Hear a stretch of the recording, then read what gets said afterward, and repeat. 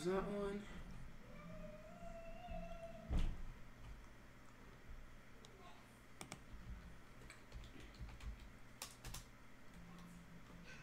Close that. Close that. Close that too. Madison City, Pennsylvania. No idea where the hell that is.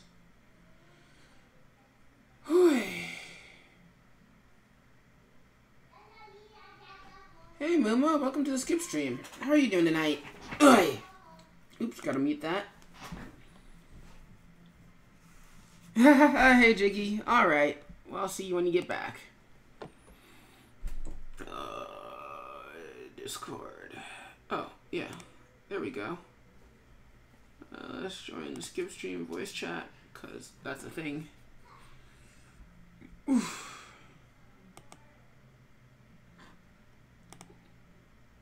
Okay, that's weird. Since she's offline. Whatever. Let's see. Notepad Plus. Streaming promo. Yep. Alright, let's go to Twitter. And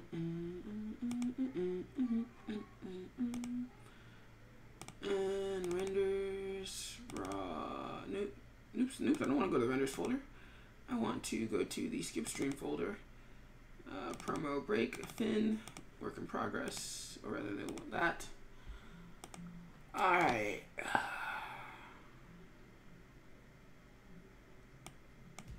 Copy that. Paste that, yeah.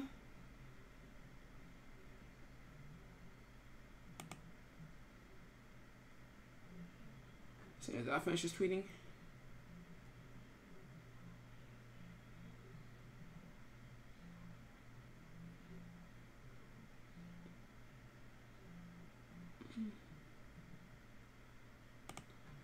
And oops, retweet that with a thing. Copy. And there we go.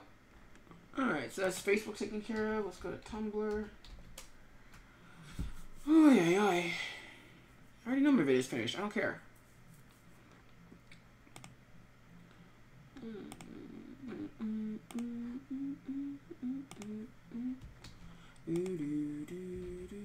Oops, don't post that there. Copy that. And paste the URL. There we go. And what else are we looking for? Twitch TV. Oops, warm-ups. There we go. That's the one I want.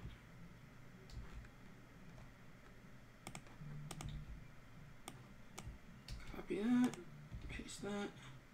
Post.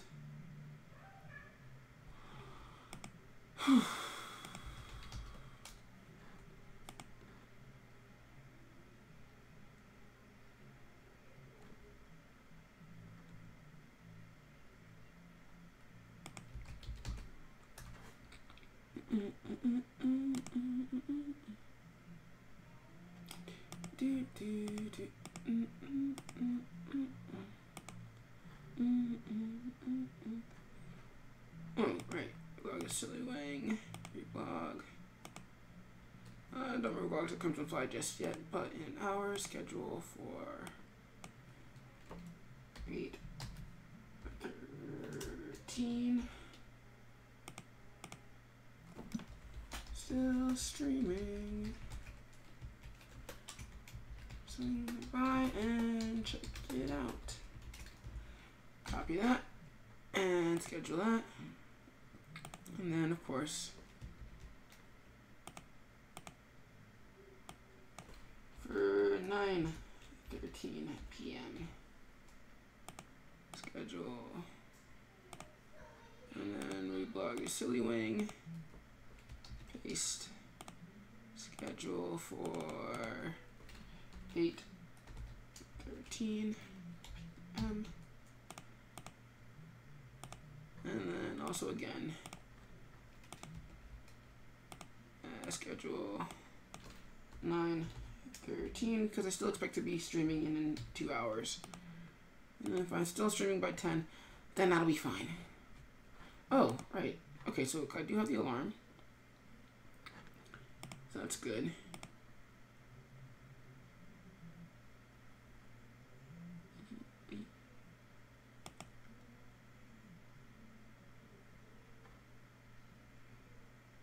Okay, good to know that's a thing that happened.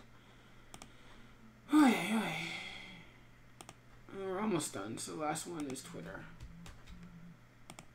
Copy. Not Twitter, Facebook is the last one.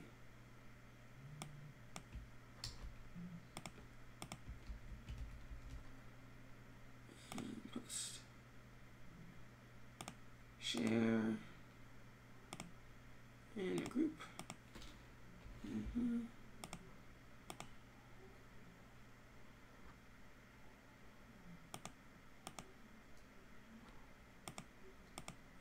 Group. Oof.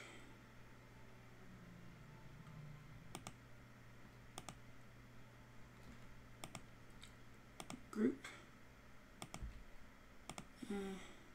Post. And there's a few more. Whoa, 5 people. What? Oh, hey, Hansel. Welcome to the Skip stream. How you doing tonight? Even though you're like the best lurker in the world, it's crazy. ICC, and in the group, LaShawn, ICC, like, group.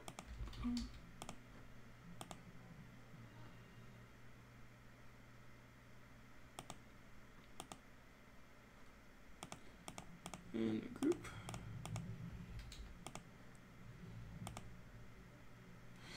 Alright, where's my pen? Alright, so let's unloop that. Let's go to Flash. File new.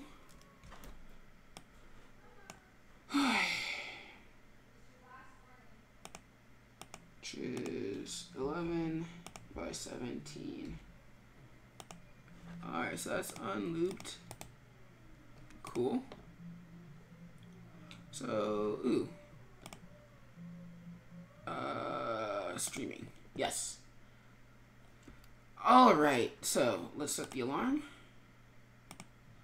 Or the timer, actually. Loop, start. Alrighty, start recording. Cool. So, a while ago back, I got a request from a friend, Jen Sensei Art, because she did a portrait of me, and that was really cool. So I was like, hey, Jen, art trade, what do you want in return? She's like, well, either the main trio from Kingdom Hearts or Genji from Overwatch. Either Genji or Hanzo. I'm probably butchering that. I don't really care. So I had an idea in my head. I'm going to do both. But first, that requires some reference. So let's do that.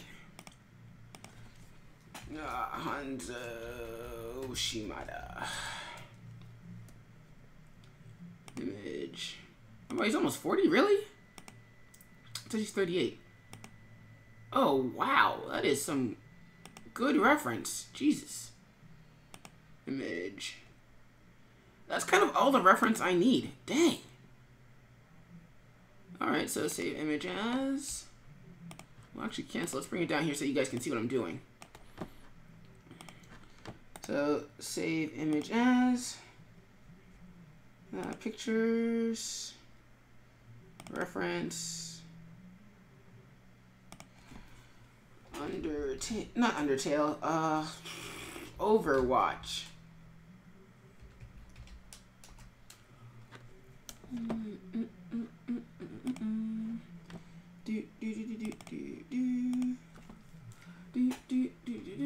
Hanzo.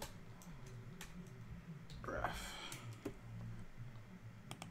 Wait, he has a flask? Why does he need a flask? That sounds kind of weird. But whatever. That really is kind of all the reference I need. So let's see. Genji Shimada. I guess if you look up Hanzo Shimada, then... Oh, there's a 3-year difference, really? Images. Alright, so reference.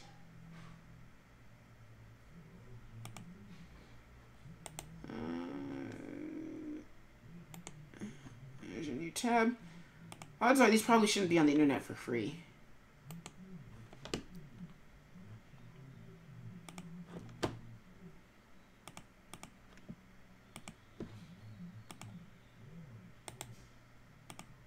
Images, Genji JPEG proxy. Okay, that's dumb.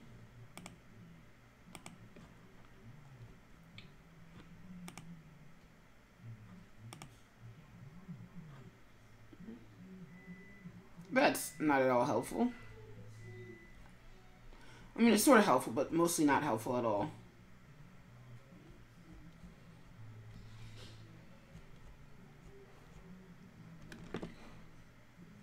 Thanks, printers, for being useless.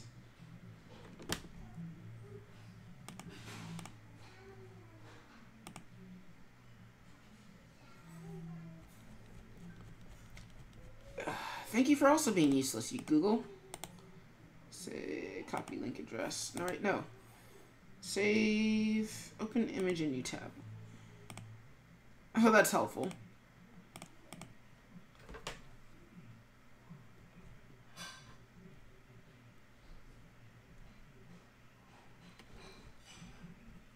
I love how the complicated ones on it, that he was hard to find a reference for.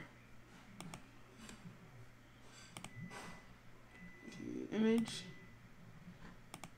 Oh, thanks, Imager. Yes, I'm calling it Imager. What you gonna do about it? Save image as. Alright, I think I've got all the reference I need for this. So let's close that real quick. And file, import to library. I should have gotten more Coke.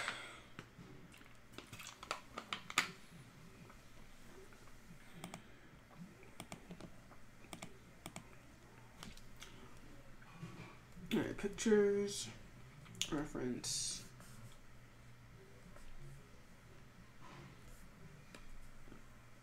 Watch.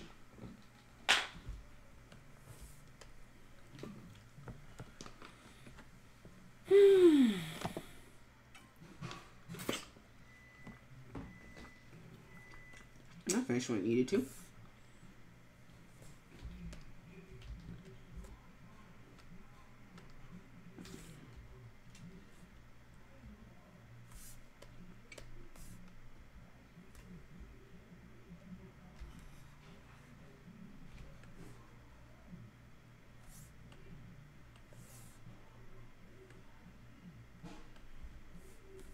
And distribute 2 layers and make them guides. Right, you can't do it both at the same time. So guide, guide, frame. Because otherwise I'm going to forget to do that, and that's kind of important. So.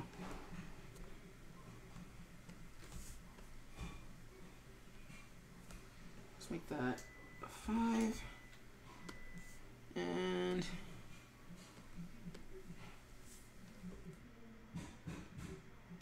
copy and paste.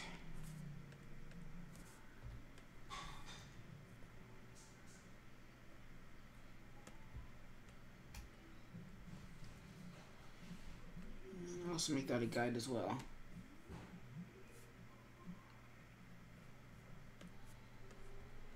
You know, don't make it to motion path though.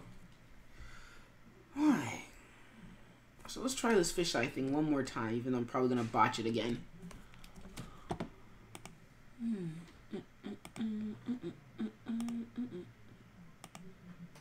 Oops. Let's put that back up here.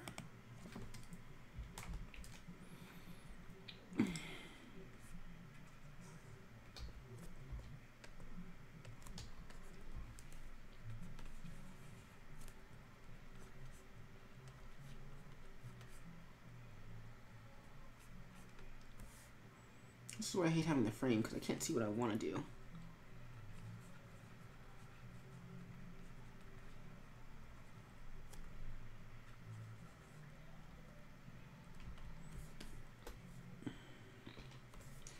F7 for a new frame.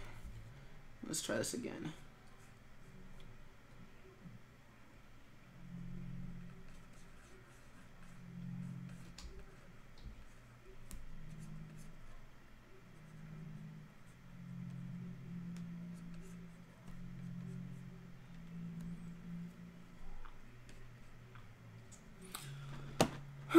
Whimsicaya, welcome to the Skip stream. If you want to join the Discord, feel free.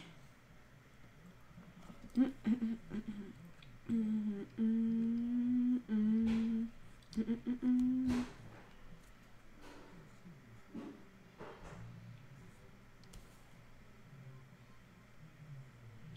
hindsight, let's take the Hanzo reference and move it down here so where I can see it.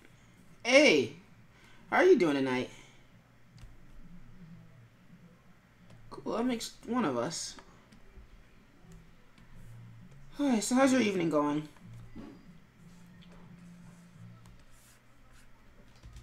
Really? Is that like a personal choice, or is that a... Well, who am I kidding? It's never a personal choice. What happened? That's not good. I mean, I'm not really one who normally cares about these sorts of things, but that seems like very bad. Huh.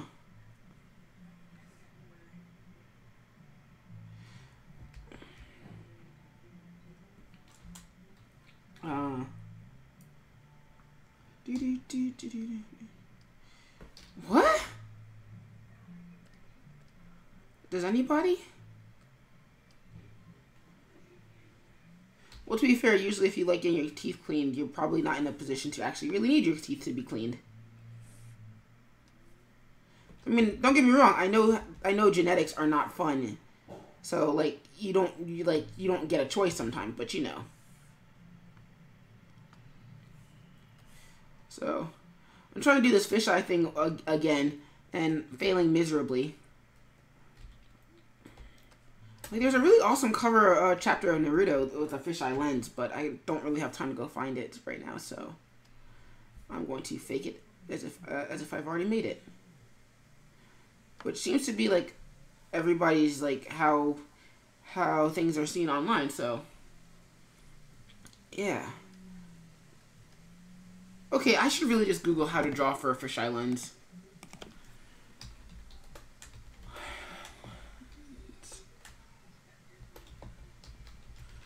Yeah, I know, but like the last time I tried it, like it's because I have such an angular style that it doesn't really, because I have such like an angular style, it doesn't just like come naturally.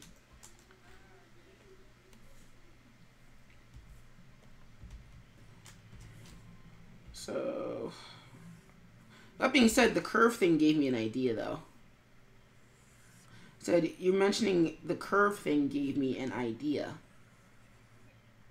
So, this is what I always tell my students is, oh hey, Jiggy's got ramen and beer. That sounds tasty. Is that you do the line of action and then you do their the shoulders and the pelvis, aka establish how the torso works. So that's what we're going to do. One of these days, this will be exactly how I picture in my head. Until then, you know what's weird to me? So like I know Hanzo is like dishonored ninja, right? Well, because they both come from a ninja clan, the Shimada clan. And, so Hanzo was told to kill Genji for some reason. I forget why. Like, something about clan honor or something or other. And he did. And afterwards, like, ooh, killing my brother was probably a bad idea. And so he leaves the clan. Yes? You've never played Overwatch, have you? Jiggy, you need to get in the stream so I can get this thought out. So, anyway, so they're from this twin ninja clan, and actually, I really highly recommend checking out the short in which their backstory is kind of not explained but implied. But my thing is, Hanzo still uses his ninja combat skills, even though because he left the clan after he thought he killed his brother. So my question is, why doesn't he still use his ninja gear? I mean, his archery skills are still like still come from being a ninja. In fact, I think so does everything else he does. But then again, I also haven't played Overwatch and have no real intention of playing Overwatch. So, I don't know. Because, I mean, I get, like, sort of, like, distancing yourself from the clan. But then there's, like, okay, well, I'm going to wear half a shirt in the battle. That makes total sense.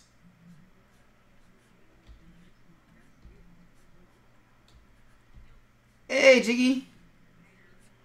So, yeah, character design thing that's just kind of bugging me. Because I'm like, okay, but Hanzo's still a ninja, right?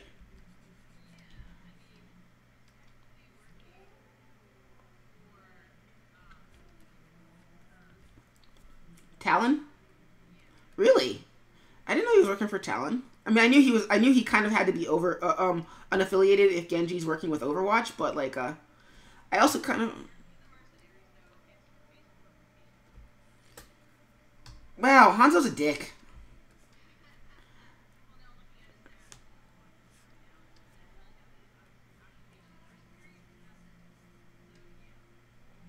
I mean, huh?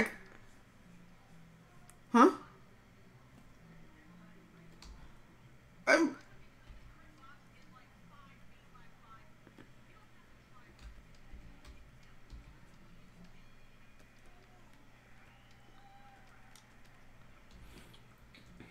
and now we know Jiggy's thoughts on Hanzo.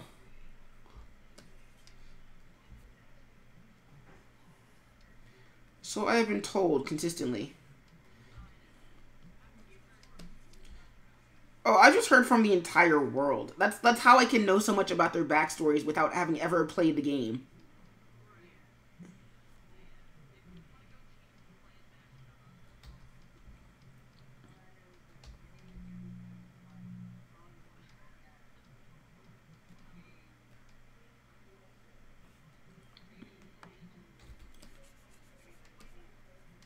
Oh, Mercy.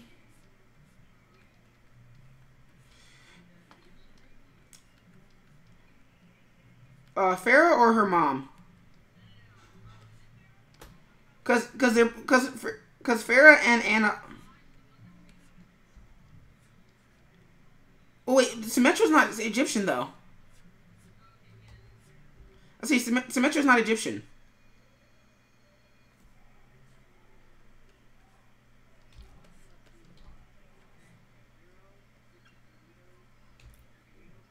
Oh, Diva. Korean gamer. Korean gamer chick.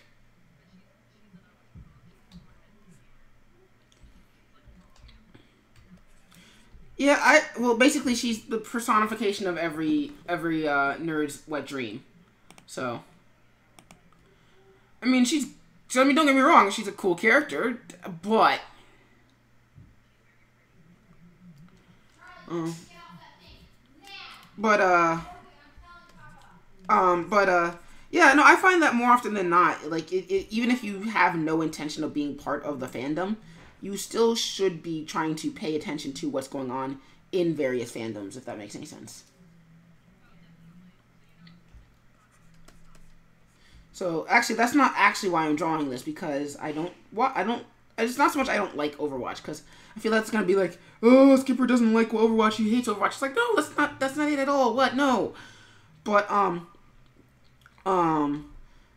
I wouldn't normally draw Overwatch if I didn't have a reason to, and so you guys weren't on Jen Sesse's stream, on the Snakeberry stream, and so she like during her cooldown she drew a bunch of like portraits of people, and so I was like, yeah, draw me. So she drew me, and I'm like, well, fudge, I should return the favor. So here we go, and I asked her, well, what do you want me to draw?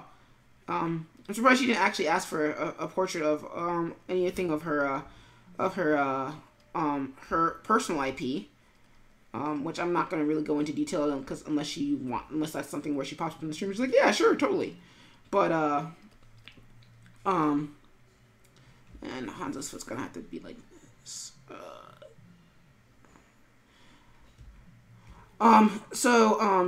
So she's just like, okay, we'll either draw Sora, Goofy, and Donald from Kingdom Hearts, or draw Genji from Overwatch.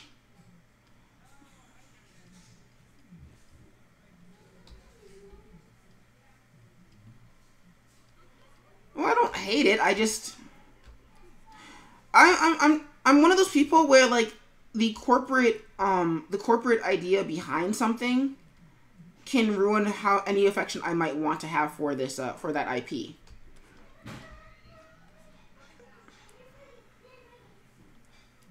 Well, it's like how many versions of Chain of Memories do you own, Whimsicaya? I'm picking on you in particular.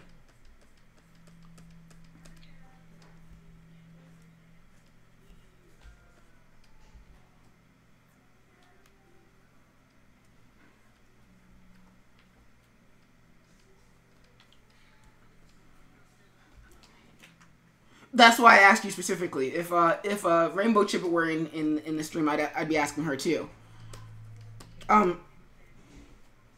Like how many I'm sorry, how many versions of the same game need to come out in a 5-year time span?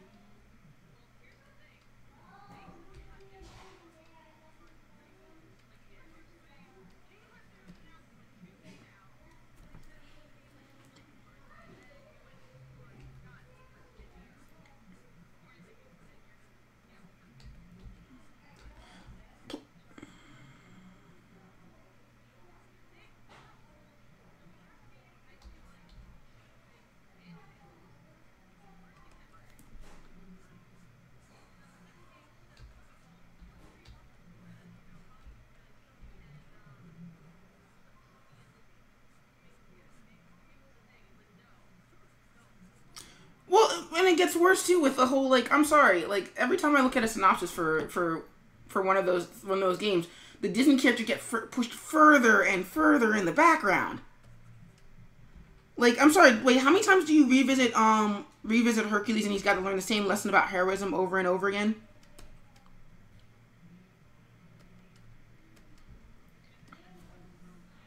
Totally don't care.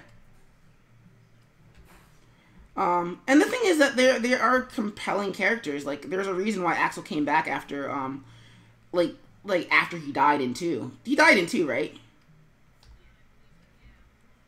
Died, and then Leah came by and was a thing. Leah, right?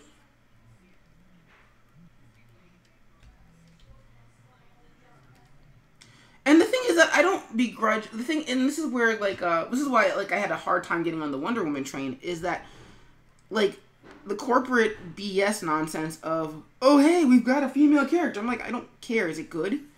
Are you trying to pull the wool over my eyes? And like in DC's in Warner Brothers credits, like let's credit where credit is due. Yeah, but I'm one of those people where, like, I know what you're trying to do. And if you're not earnest in trying to do it, then I'm going to say, screw you. I don't care how good it is. So, like, I mean, granted, yeah, I'm getting overheated because it's the stream and you guys caught me on a subject that I feel very passionate about, yada, yada, yada. Like, outside of people gushing at it, I'm like, I don't care. But, like, it's one of those things where it's like, I really should probably care less than I do. But I don't hate it on its own, like, kind of, oh, Kingdom Hearts is bad. I don't like Square Enix. I don't mind Kingdom Hearts. That's a frame.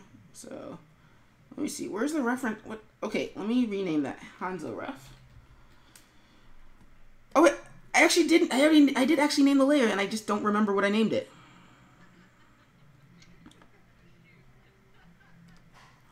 I mean, that's also a little bit of a problem I have with, like, sort of Overwatch as well. Whereas, like, guess what? Big superhero IP, everything matters. And this is coming off of, like, you know, the not the end of the year, but, like, a year in which, like, everything Star Wars was sort of rendered moot by Disney's decision to purchase it.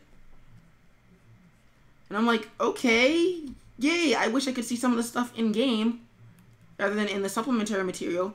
Rather, the things that fit for an in-game thing, I totally love. I think are awesome. the things that like can't fit, like honestly, I would rather not have Emily pop up during whatever Tracer's celebration thing is, just to give her a kiss and be like, guess what, Tracer's gay.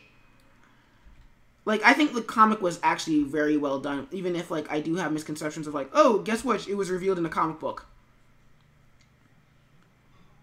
I'm like, but then I'm thinking to myself, well, okay, but when would they reveal that she was gay? Because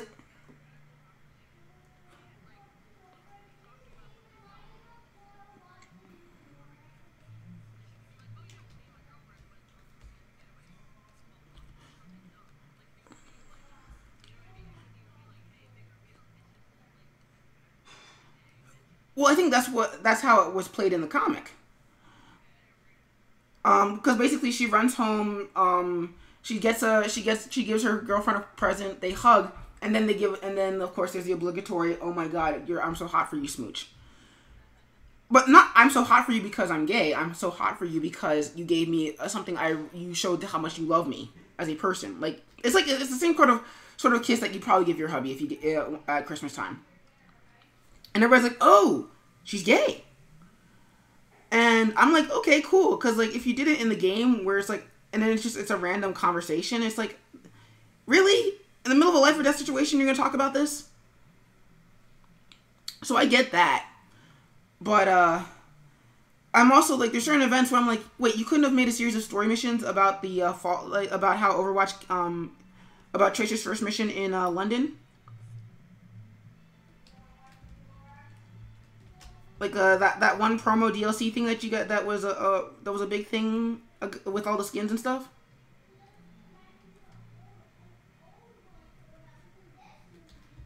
Jiggy, what happened? What'd you do?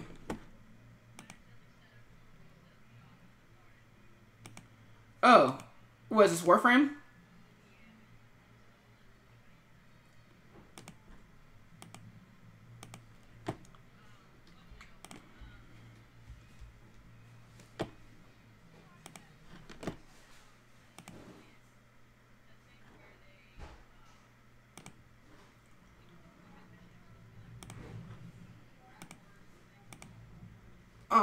Yeah, like the things, something of London. I forget what it was.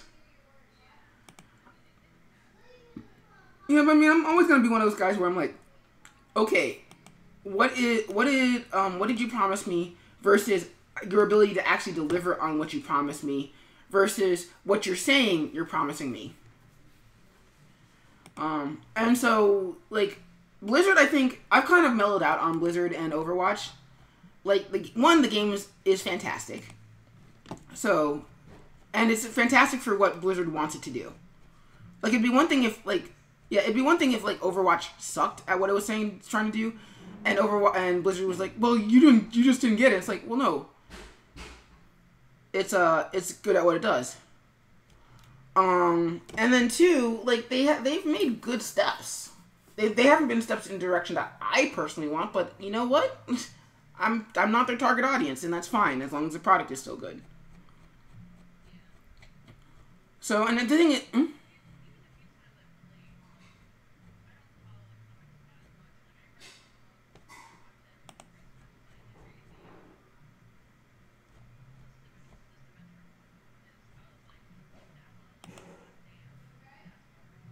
well, the thing is that almost everything that they put out works in that vein. Like, Soldier 76, his short, he's implied to be saving a young Sombra, but the fact is that even though he saved her, the place where she lives is still a crap hole, and she turns out to be Sombra. Or it's implied that she turns out to be Sombra. No, it's the short. Like, it's the short videos. Then there's Genji and Hanzo's thing, where it's like, where Hanzo finds out Genji's alive, but, you know, he's still a dick. So,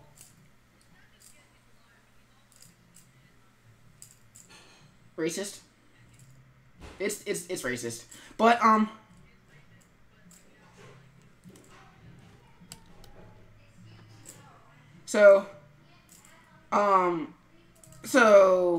like it's tons of like you can't where it does hit hard if you play your cards right. And they and to Blizzard's credit, they have played their cards right. I mean, yeah, there's certain things that do bother me, like the whole like, oh well, we're superheroes trying to save the world, but we've got time for Christmas music, and or like with Widowmaker, which is like, I've been brainwashed. I've been brainwashed into the sexy Santa outfit. Well, but you get what I'm saying. Like sometimes a lot of the extra stuff takes you out of it, but I'm not really one to complain because you know. One, I'm not playing the game. Two, I don't plan to play the game. I mean, barring I do actually do anything sort of, I'm sorry, what's the word I'm looking for? I mean, barring that I get into streaming, and even then that wouldn't be a really good reason to get into doing it either. Let me save this real quick. Seabird. Well, not that, but like I'm not a first-person shooter person, and from what I have seen, I can barely process. So, like, this is a person where I'm usually thinking 3 steps ahead if I'm playing Smash Brothers. I can't process first-person shooters. Twin.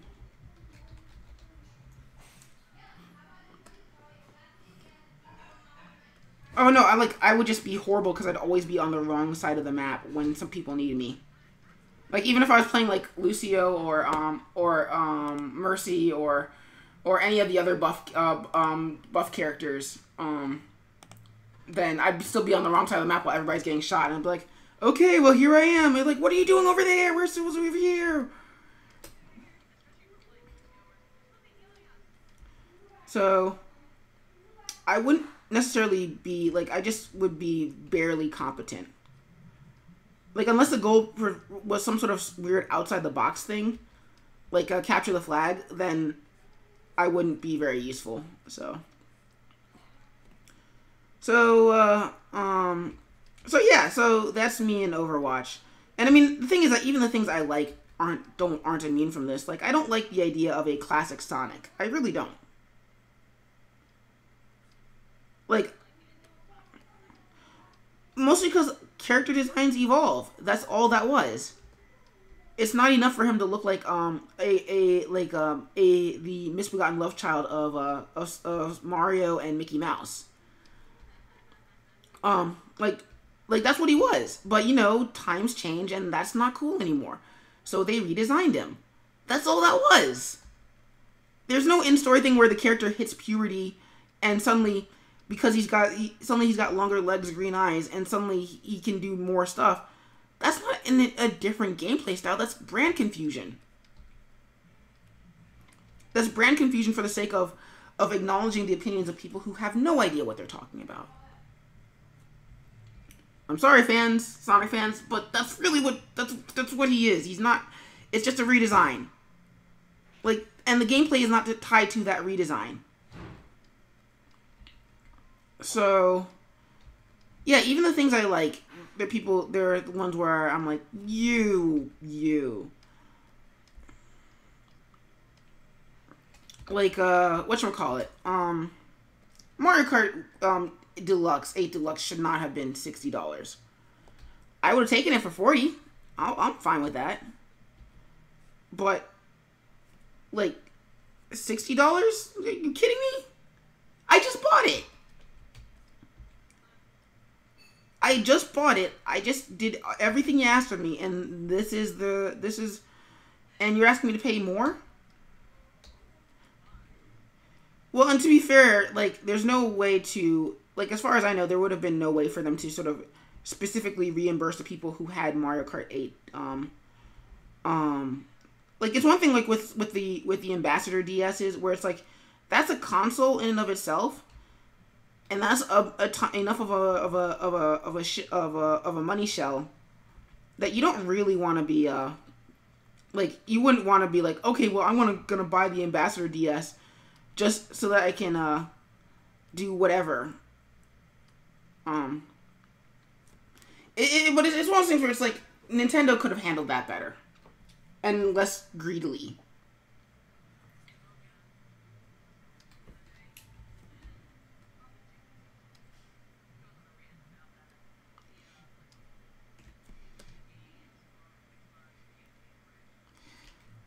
Pretty much. Yeah. Like, be earnest in what you're trying to sell me. That's my thing. I don't really care if it's broken. And I know that by their very nature, corporations are corporations and corporations are not people. Whatever, despite what Citizens United has to say about that.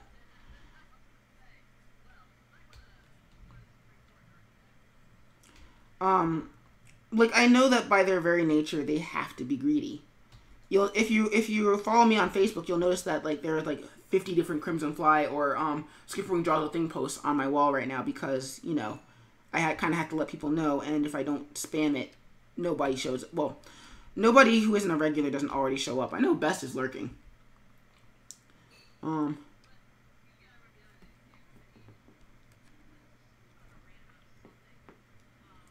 Really now?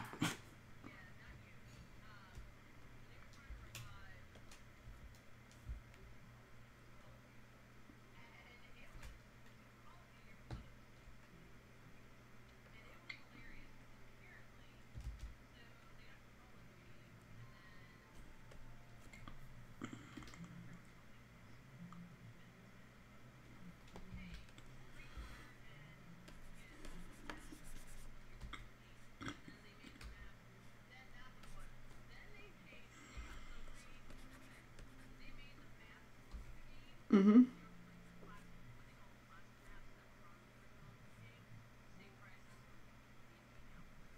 Yeah, it was probably Activision. It was probably Jim complaining about it, etc., etc.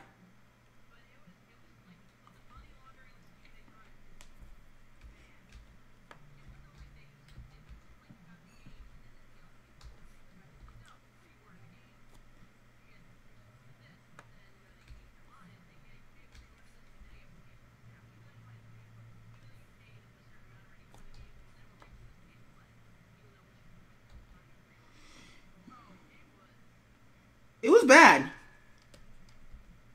It, no, I said it was bad. Is what I was agreeing with you.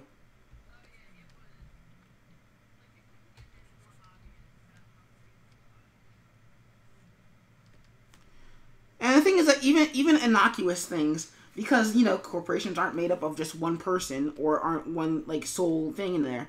Like I have no doubt that like Zack Snyder and company love the Dark Knight. Like not the movie, like the no the comic book by Frank Miller. Like I have no doubt that he on some level loves it.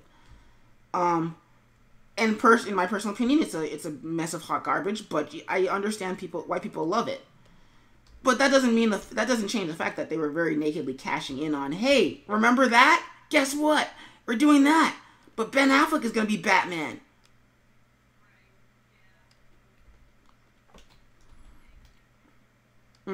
Or even like Marvel trying to have their cake and eat it too, with diversity.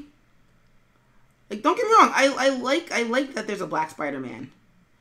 And I like the writer writing him, or at least I like him as a person. That doesn't change the fact that like you don't have a lot of black people writing and drawing comics. Like I actually don't even know what David Marquez's ethnicity is. And that's important because David Marquez was the was one of the backup artists on Ultimate Spider-Man. And David Marquez and Justin Ponzor. Like Sarah Pichelli is Italian. Cool. Brian Michael Bendis is a white American dude.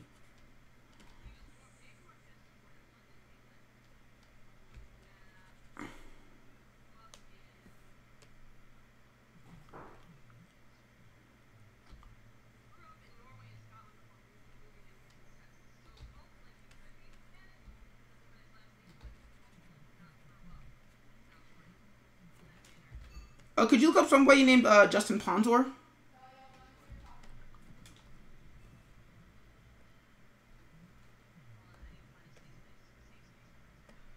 Whimsikai, could you look up Justin Ponzor? He's the colorist for Ultimate Spider-Man. Or he was.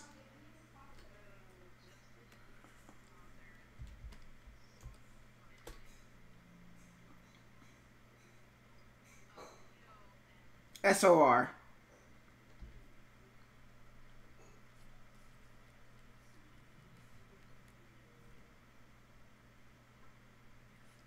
He probably wouldn't because he's a colorist, and you know how the internet treats colorists.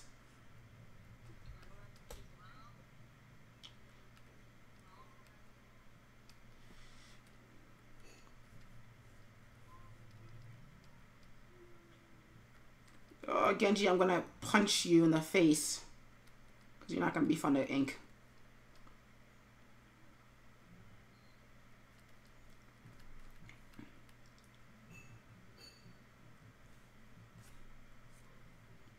Sure. But my point being, because we're getting on a tangent, and I just realized that this is gonna take forever, is that no one in that creative team, that initial creative team, is black or Latino, as far as I know.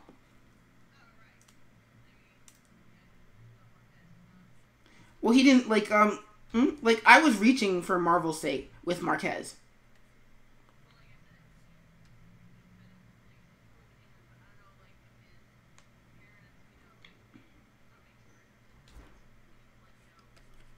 Kept him in touch with that part of his heritage, like grew him up in that particular culture. So the question, so it becomes this thing of like I think in the last 5, 10, okay, like in the last 10 years, um, and we're gonna keep the sword sheath, um, and that's a tangent. Damn it! Ah, didn't mean to erase that. Wait, we need to redraw that. Lock that layer. But like in the last 10 years, you have Sana Amanat and G. Willow Wilson on Ms. Marvel. Yay. You have Greg Pak on and I think Gene Yang on Totally Awesome Hulk. But you don't really have them crossing party lines. Or you don't have them crossing crossing ethnic lines. And I mean, yeah, like Marvel is doing better. Great. Awesome. Yep. And this is to say nothing of DC's problem. It's like, yeah, we brought back all your old favorites from when you were a kid. So, but that still doesn't change the fact that, you know, diversity problem, it's still a problem. But I mean, that's also partly why I don't just blame the companies. Like, I'm kind of like an everybody's at fault kind of person. Because, like, they are responding, like it or not, they are responding to the will of the market. So if people don't, you know, buy diverse, of course, there's also a flip side to that, too. Because yeah. Well, the other flip side to that is that the mainstream wants a badge of honor for acknowledging diversity.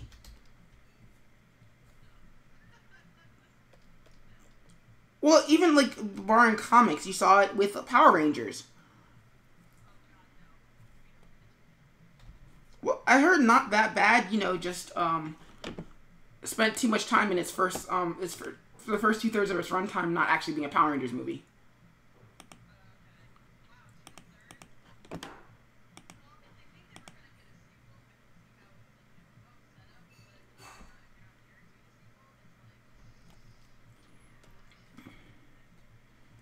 So their big thing when it looked like the bad press was going to be against them for the rest of their promotional tour was basically, hey, look, we maintained Power Rangers traditional diversity, and two, guess what?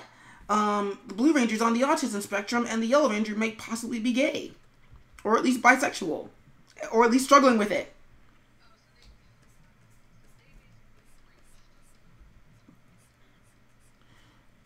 Well, she has one line about it. She doesn't really have a a moment where she, you know, kisses a girl or something.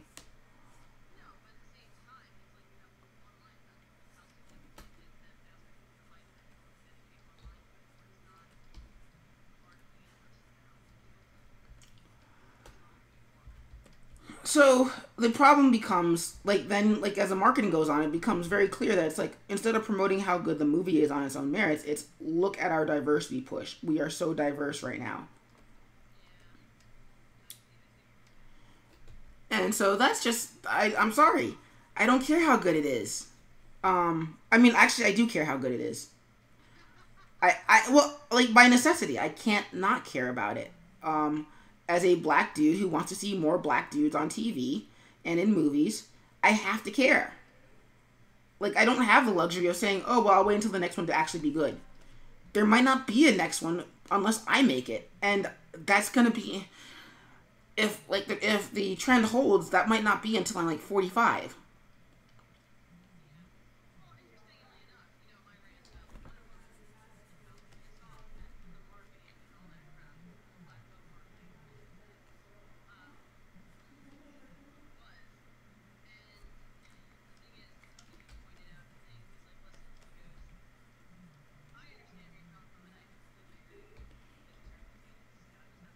Mm-hmm.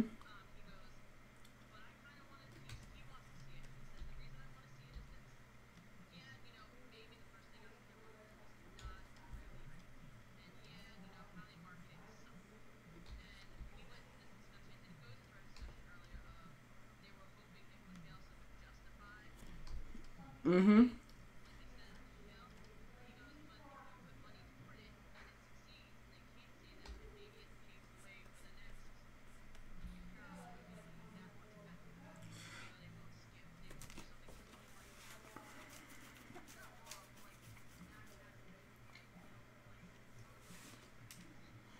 Well, and to be fair, like, I covered that base, too. Where we were talking about, it's like, okay, well, then it becomes Transformers, where it's like, well, this is only all it can be because all their other efforts were like it's like this is all the genre is capable of. We had this discussion. I mean, this is for actually, as far as I can tell, it's the same people in the stream, so everybody's heard these rants before. Also, apparently, Chips and Solstice popped by for like half a second. Yeah, like I don't understand how the tracker works. So like for all I know, he's still here. I can't tell. And that's up to him. I mean, if he just wants to lurk, that's totally fine too.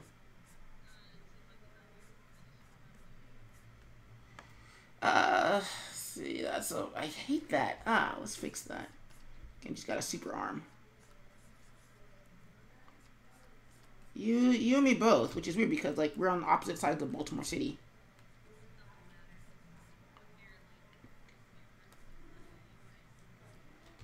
The good news is that this.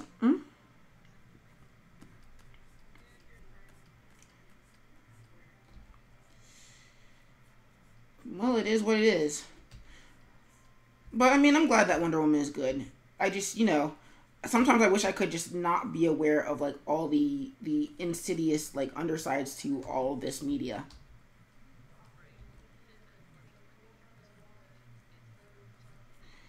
Well, same deal here. It's like if I want to be good at this stuff and get my stuff out, I have to know about these things. I have to follow the trends. Like, am I like Overtale? I mean, not Overtale. Undertale is probably ruined for me forever. Well, because like before I even went into it, like I knew everything about it. Like I will never play for a genocide route. Hell, I will never like I'll never even go for a anything other than a pacifist route. Like not even a medium route. Like the only reason I would go for the neutral route is because you're forced into doing it that your first playthrough.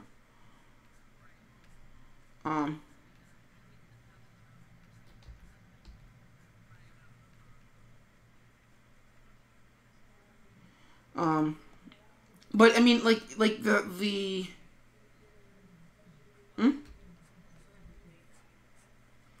but the experience of playing it blind, which is how it was intended to be played, is ruined forever because as a person who wants to learn from that game, I kind of have to know everything about that game. Now granted, they could have gone the other way where I could have, played it first and then had those impressions. But that's unfortunately how media works these days, is sometimes you don't even get that option. Like, I'm also not a fan of the whole, well, I'm gonna do a media blackout before I go see it. Like, I'm sorry. They want you to see this stuff. Otherwise, they wouldn't show it to you.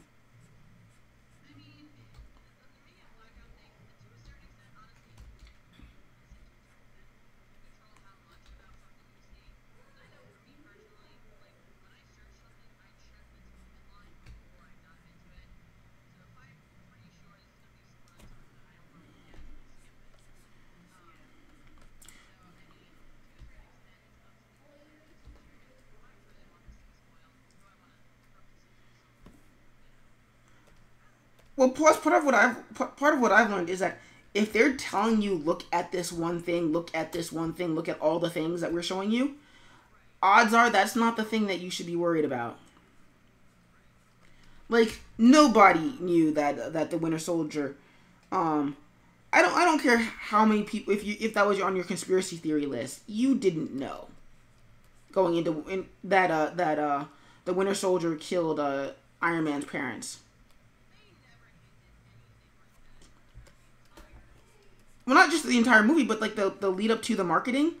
If you knew, it was because you're a conspiracy theory nut. It's always weird whenever I do those sort of hyperbolic statements, and then somebody comes out of the woodwork and says, "I knew." It's like, then yeah, fuck off. You good for you. You knew. You're probably crazy. And you've probably got a gajillion theories about everything. Either that, or like, I mean, it's that sort of weird. Yeah, okay, one of your theories had to be right. Congratulations.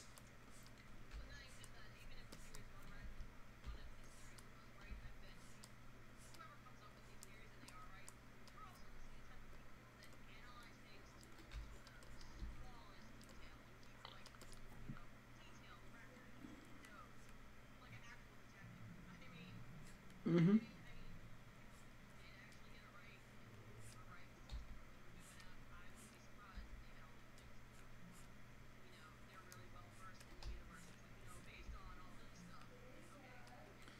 Good for you. You found it. Are you happy now? You figured out the twist to a movie. Um. So odds are, like, with everybody saying that, that all this Spider-Man promos are giving away everything. I'm like, did you forget how this went down with Civil War, where you thought you knew everything, or how apparently, there's a spoiler in Guardians of the Galaxy that they went so far out of their way to hide that they actually made Michael Rooker do something he didn't have to do in real life. So if you haven't seen Guardians of the Galaxy, it's been a month now, so there's no real excuse. We're about to get into spoilers. If not, well, we're gonna spoil things. Um, so Yondu dies in Volume 2.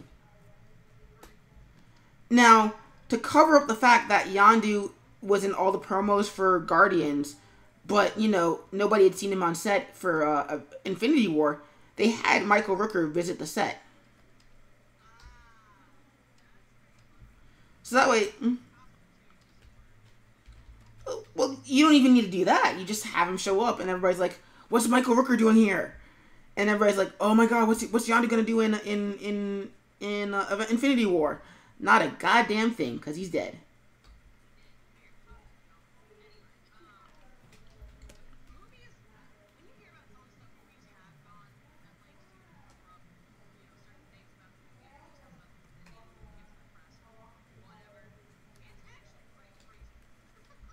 Oh yeah, but shoot, I forgot how we got on this tangent.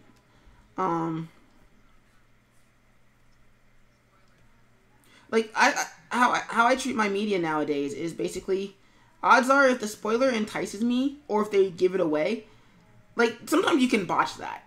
Like we should not have found out that Doomsday was going to be in Batman v Superman until the movie came out.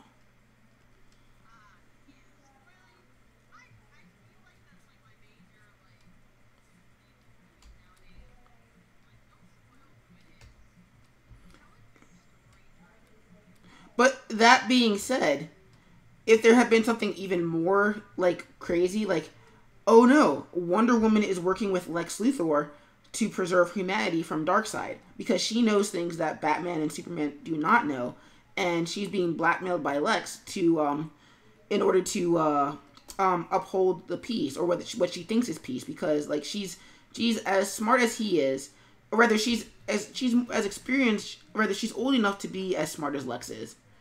And so she's just like, the only way to keep the peace and keep Darkseid off our backs is to is to stagnate as a race. Okay, fine.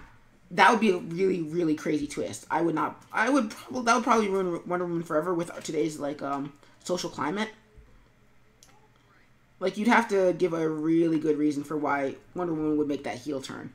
Or hell, even Batman is making that heel turn. Like, the only character you couldn't have making that heel turn is Superman. So because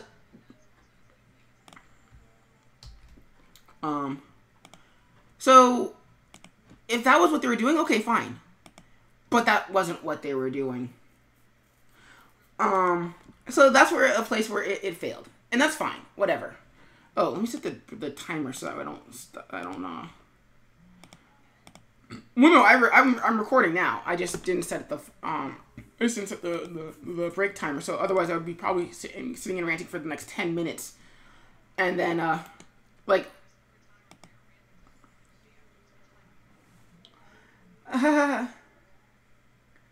well, the thing is that people like the rants.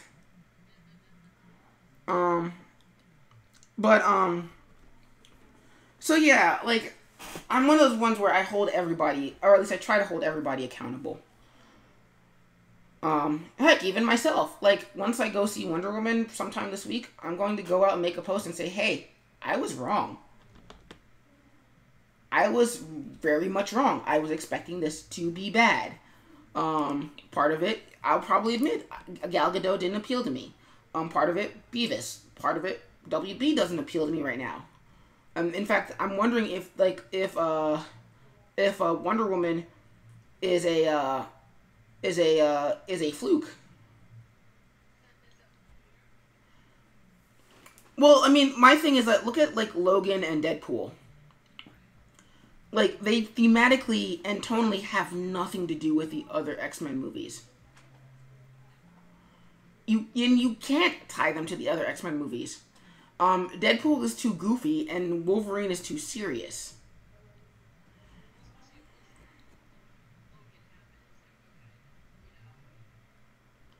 And so it becomes this thing of like,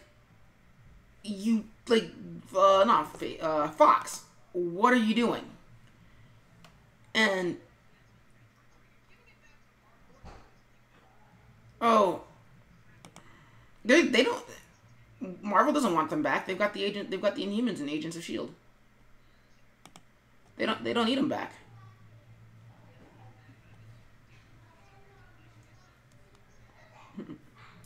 So what am I looking for? I'm looking for planetary pieces. So I'm trying to find another thing to put up. OC remix. We were just listening to that. I can save that for later. Actually, let's put on Sonic CD.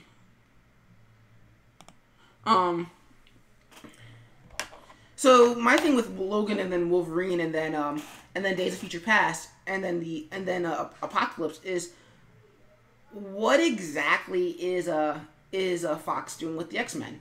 And my guess is that they have no idea. And I feel like Deadpool and Logan were flukes. Like, not in that, like, oh, it was an accident that they're good, but more like, if they turned out to not be successful with the public, we would have been fine.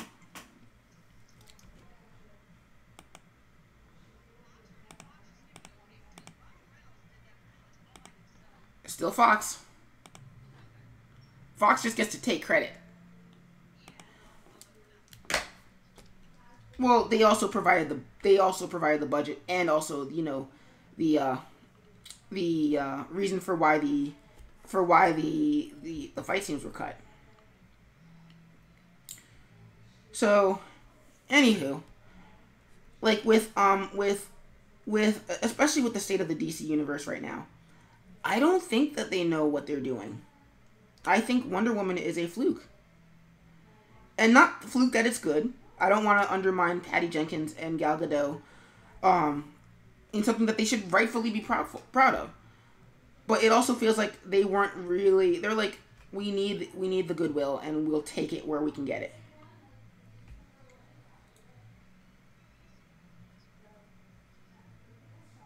What you looking for?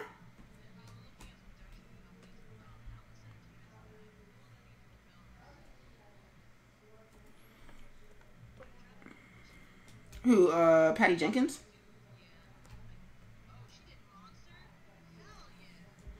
Well, Patty Jenkins, like, and just because, like, no problem is just by itself a problem. Like, IO9 ran an article about how, like, Patty Jenkins kind of had to have a, like, super massive pedigree before she was allowed to touch Wonder Woman.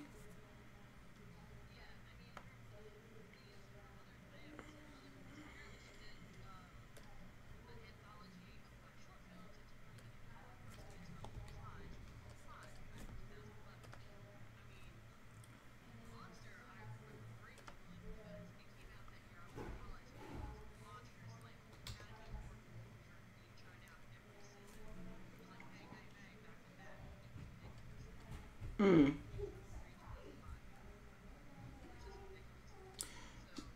But the thing is that she had to have this super pedigree, whereas, like, Mark Webb, 500 Days of Summer? Really? I mean, don't get me wrong, decent movie, but And then Sony was like, yeah, you're gonna do Spider-Man. The most important thing we've got going on right now.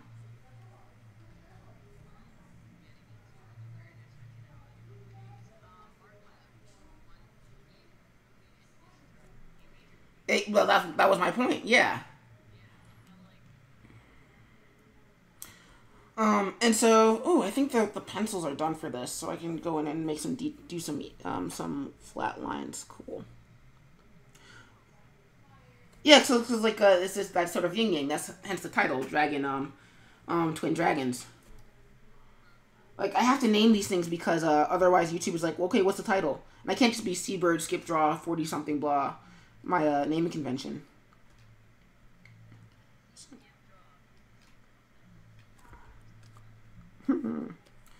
So, like, Patty Jenkins has to have, like, this super awesome uber pedigree before she's allowed to touch Wonder Woman.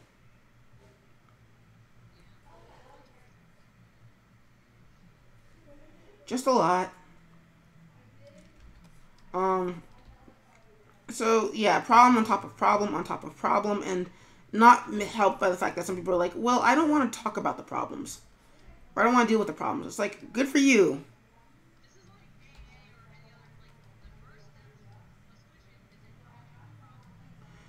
Well, and the problem is that, the other problem with that with acknowledging problems is that the solutions are, because it's such a systemic problem, like the hmm? Oh, yep. Well, and also the multiple problems within that problem.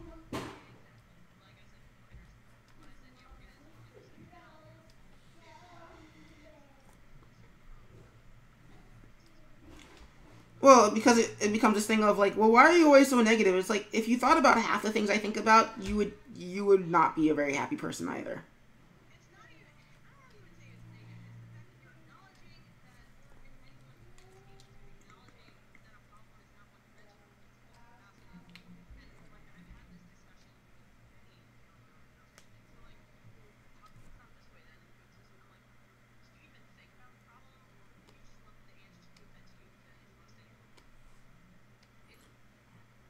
I wonder why Hanzo doesn't have another sleeve. Or is that just tied into his belt?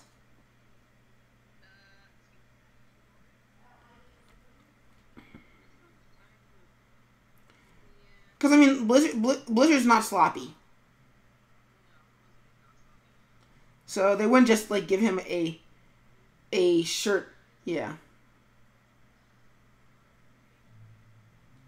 Like, I don't care either way, because, like, it's something where I know people aren't going to be thinking about it, because I don't think anybody was really thinking about it, aside from, certain internet pedants, cough, cough, wink, wink. Am I?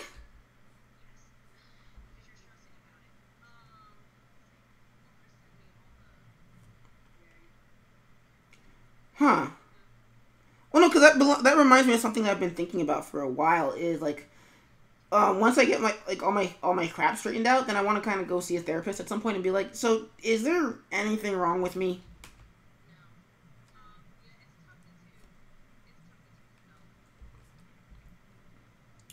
Cause I mean, because it's that everlasting quandary of I'm functioning, so therefore there's can't be anything wrong with me. At the same time, I don't feel too hot, so. Well, yeah, and that's the thing. It's like, how do you know without going to see somebody? Like, you really.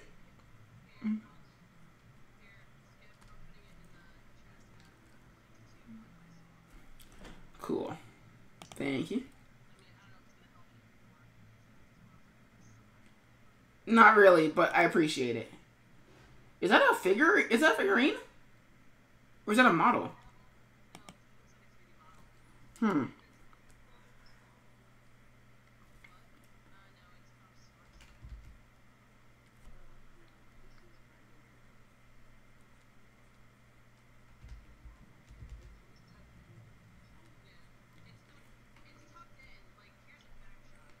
Oh no, I mean I'll live. I kind of got my confirmation. There's like everything I need to know about that. It's just like, well, it's just twofold. One, Blizzard's not that sloppy, and two, you guys just confirmed me for me, so I'm good.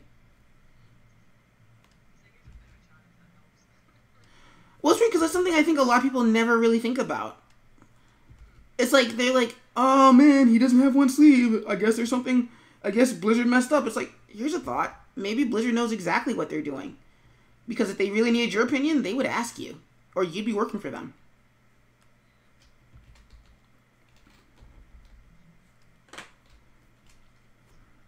It's all good.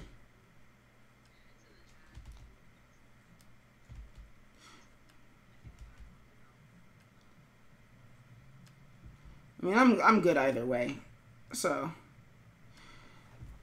but I don't know. I feel like it's weird. It's a weird sort of empathy that I think people don't have. Like I was telling my students where they were like we were making fun of a design. We were making fun of Devil May Cry 4 Dante. And they immediately started laughing at it. I'm like, whoa, slow your roll. Why is it bad?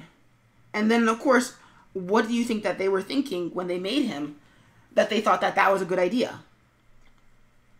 And that got them thinking for a little bit.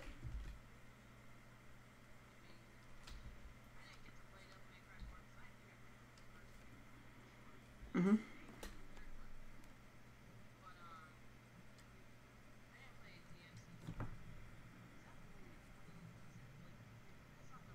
No, that's the.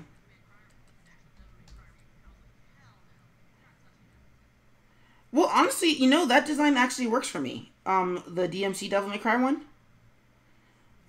Because yeah, yeah, because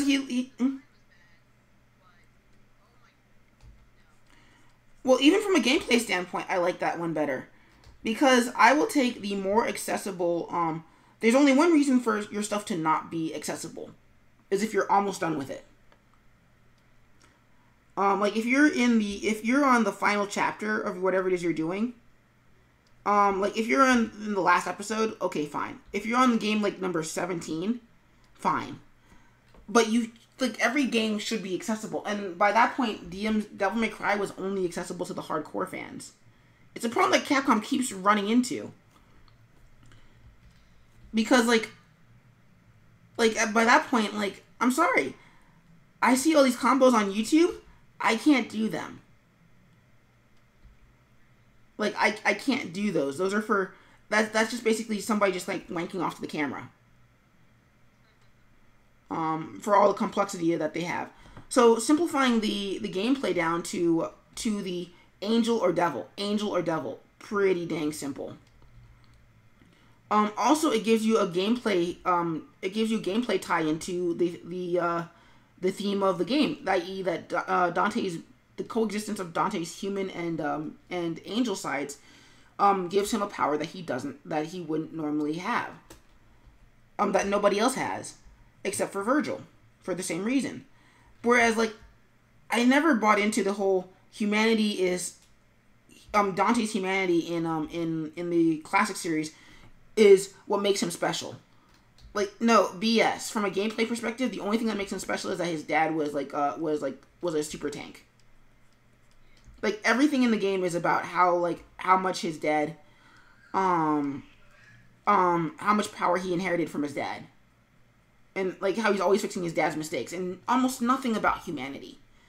I mean, heck, even, like, Nero, his power comes from his dad. Who, guess who? It's Virgil. He knocked somebody up while he was in, and even then, they don't really explain why Virgil was in Italy town. Or rather, in, Little Italy. I'm mad when Burns come to me after the fact.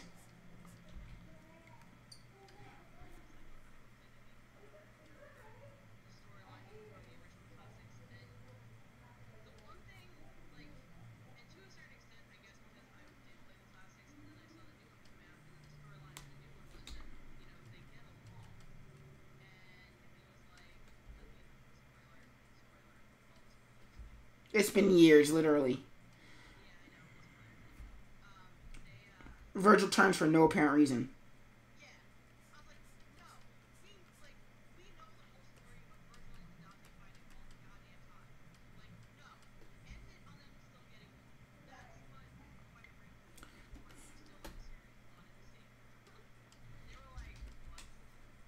Yeah, and it really was a freaking what moment. Also, did you know that like both new Virgil and old Virgil are voiced by Power Rangers? Yeah, it's freaking weird. And it's not even like any of the main Rangers. It's like very specifically the guy who comes in at the end who's got the magic powers and it's like or the sixth Ranger.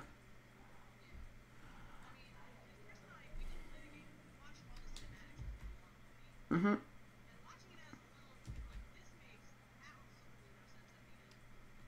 Yeah.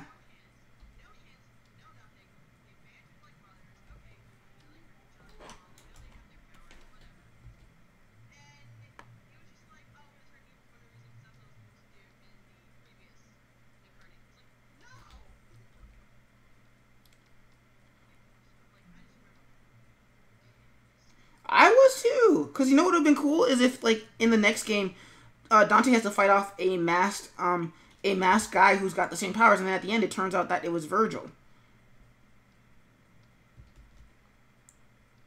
Or it's like it's Virgil being corrupted by his own powers. Dante has to put him down, and then Dante has to worry about whether or not like he's gonna be corrupted, the same way his brother was.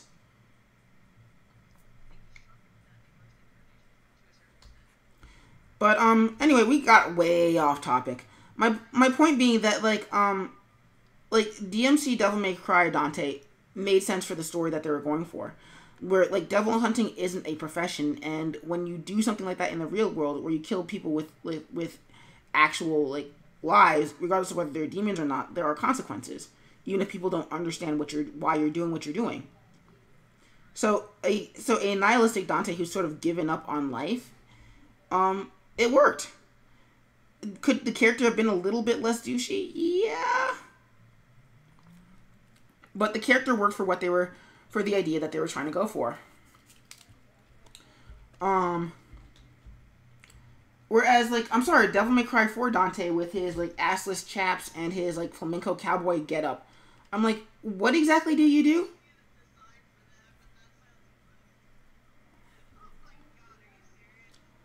Well, he doesn't, I mean, there's pants inside these assless chaps, but he's still wearing chaps. Well, because like, it doesn't make sense for combat. It makes sense because it looks cool, which I get is the ethos of Devil May Cry, in that Dante can't be hurt, so it's like Deadpool wearing whatever the heck he wants to a firefight, because it honestly doesn't matter.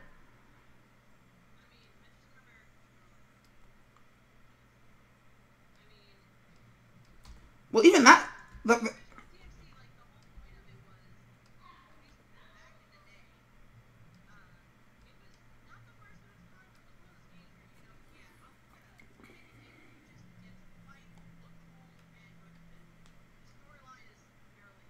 well, because it was supposed to be Resident Evil 4. Yeah. Yeah, Dante controls like a tank in the first Devil May Cry because it was supposed to be Resident Evil 4. and then they scrapped it like partway through. Yeah. I mean, granted, you might want to look for your own confirmations, because for all you know, I'm wrong. It happens.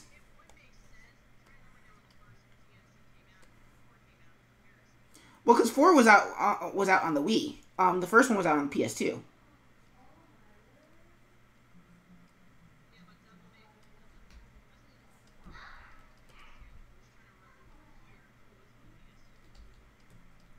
Well, it would have to be later than I mean, for it to have a contemporary on the Wii, which was it would have to be later than Devil May Cry 1.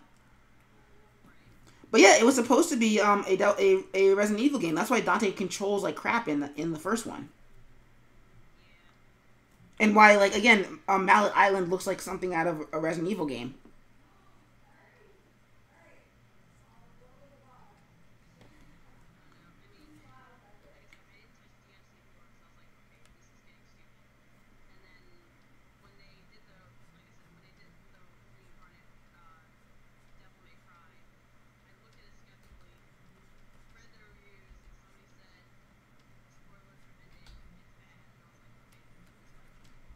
Well, and that was one of those ones where I really didn't like.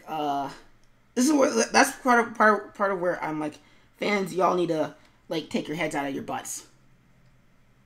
Cause I mean, granted, yes, I did like it. Did I think the story was good? Yeah, no, the story was dumb. For the reboot, I mean, they're both dumb.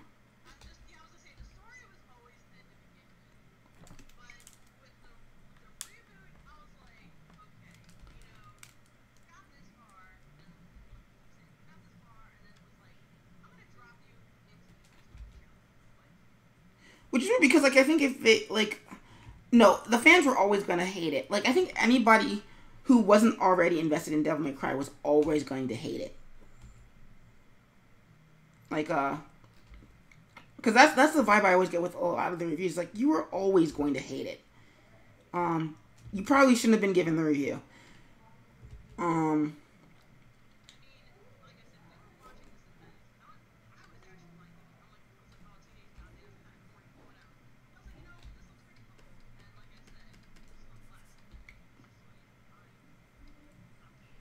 Well, no, I would say check out some of the gameplay and combo videos. Because, that's where the meat is at. Like, if I made my decision on Breath of the Wild based off of the cinematics, I'd be like, we're losing our minds over this? Because, huh? Breath of the Wild's story is kind of shallow.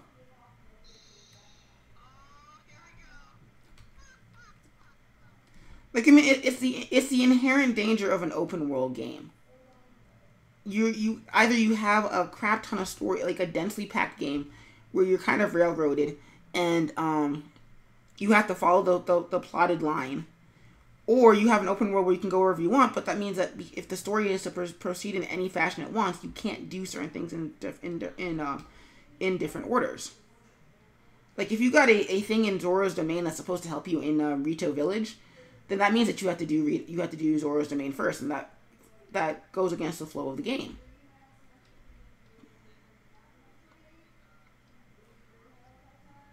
I mean, like for me, Ocarina of Time has the strongest story of any Zelda game. Maybe bar Wind Waker.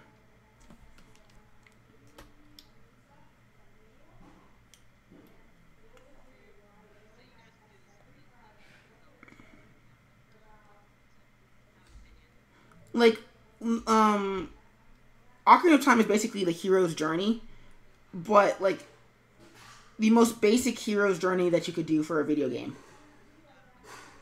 Like, it's not as in-depth as something like, it's not as in-depth as, say, like, Mass Effect, but it very much is, what's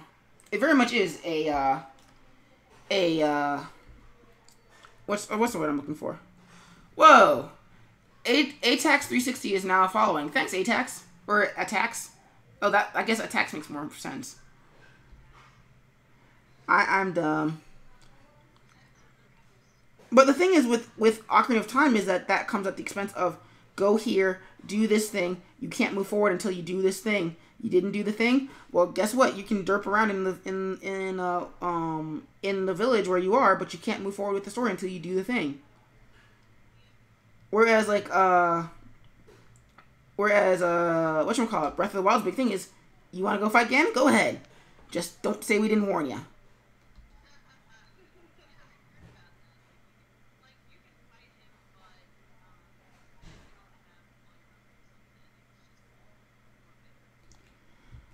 Yeah. I mean, you could. It's only bitter if you're absolutely looking for the if you're super invested in cool. Wow, it's bald monk Hanzo, and his face is blocking his eyes. I am a dumbass. Well, no, because you never want to do that with a character. Like, I mean, it's where his head would be. But you just don't want to do that with a character. So I'm going to move it up so you can at least see his eyes.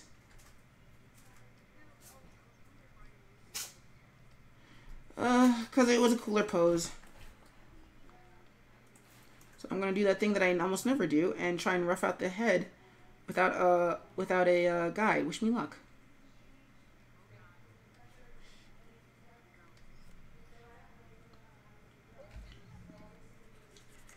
And let's delete the hands because his head's gonna block it. But like, Zelda's story is very threadbare. Almost all of it happens in the backstory, and if you spend long enough doing what the game tells you to do, i.e. derp around until you feel like fighting the final boss, by the time you get to the final boss, you don't really care. I mean, some people do. Like, there's people who've gotten 100% completion. I'm not one of those people, and I probably will never be one of those people. Like, I just don't have the time to go, like, find all 900 Korok seeds. That's just not going to be a thing I'm going to be doing with my life.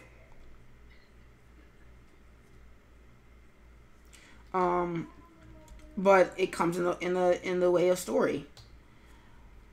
And I forgot how we got onto this point. Well, no, I get that we were talking about story. I just don't know how we got onto Zelda in particular.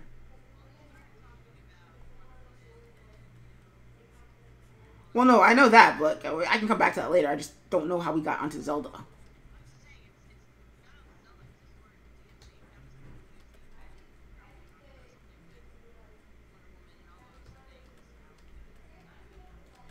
Okay, so I think I was talking about, like, gameplay and story, where it's like Breath of the Wild's story, if you just go purely on story. Oh, that's how we got onto that. Like, you kind of have to you have to see it through gameplay to really get a true sense of the game. Because otherwise, if you just do it through the cutscenes, then you don't really get as true a sense of the game as possible.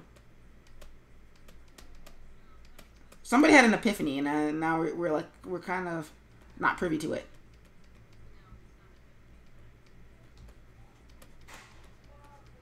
Oh.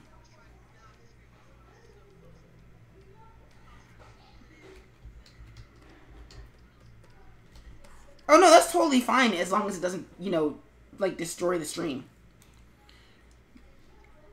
Because that's when it gets. Huh? Yeah. I mean, do you have intentions of getting a Switch at some point?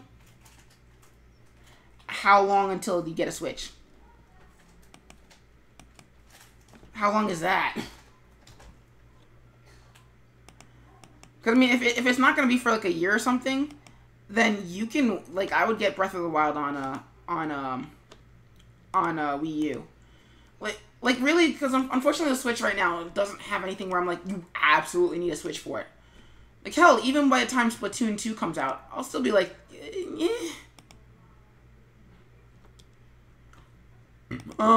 Because it's like, okay, Mario Kart 8 is on the Wii U.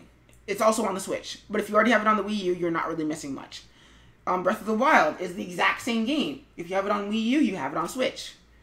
It's portable on Switch. Splatoon 2, you didn't play for this. Splatoon, you didn't play for the single player. So odds are you're playing more or less the same game. So then that leaves Super Mario Odyssey. And that's it.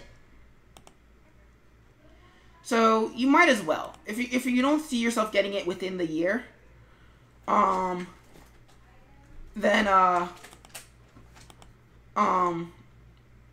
sorry, one of my coworkers is announcing that that this is his last quarter working at the school that we teach at. Well, because he's taking a better job, because like he's been working at the school for 2 years, and there's not really any hope of like advancement. So he needs a full-time, like the only reason why I'm not like scrambling for more work is because I live at home. Like I would need another job to stay living where I live.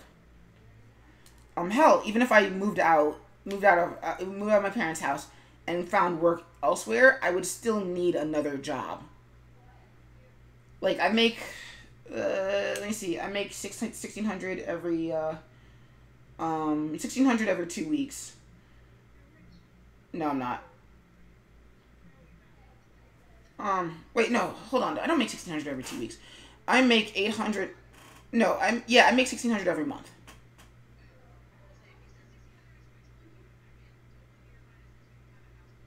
Yeah, no, I was wrong. Like I make $1,600 a month. Yeah, I make $1,600 a month after tax, and that's after like everything is deducted. That's not enough for where I live, or where it wouldn't be, and nor would it be enough for to live in this general area. Like maybe if I was living in Atlanta or Savannah, where the cost of living is so much cheaper, then sure, fine. But to live where I live, are we really doing this? Sorry, Nintendo gave a black video game character weaponized hair, and that's a problem.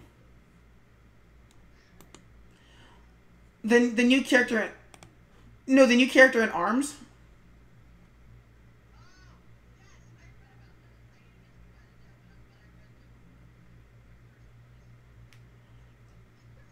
I don't care.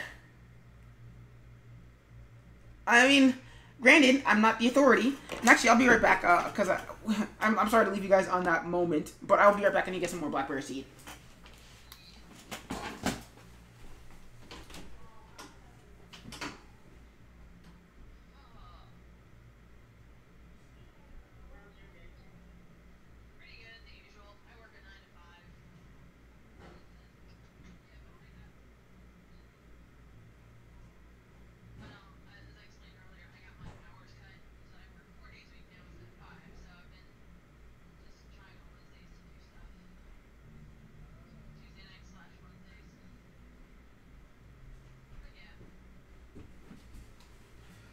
Alright, I'm back.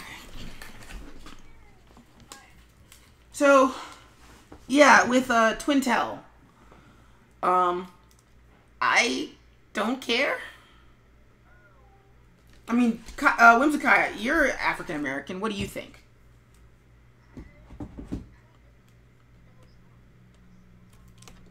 So I'm gonna drop this thing on mic.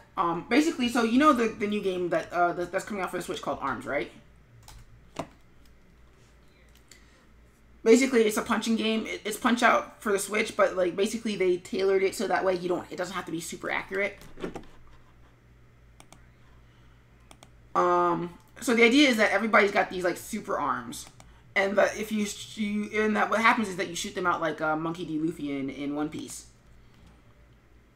And so while you're shooting them out, they're like you can't do anything else. I mean, well, you can dodge, but like it's not as you're sort of open. So everybody's got their sort of gimmicks. Springman, he's got spring arms. Ribbon Girl, her arms are ribbons. There's a ninja. And he's got shurikens for arms. there's a mummy and his arms are wraps and etc. etc. etc.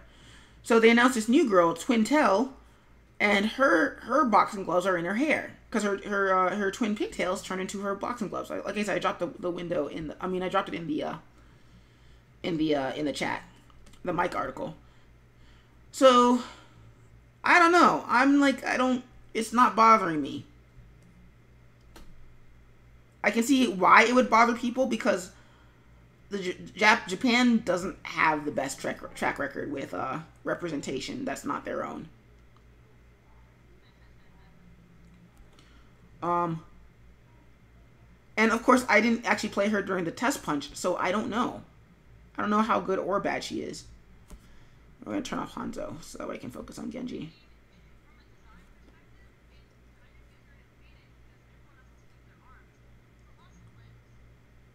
Well, she's not. She's never using her hands.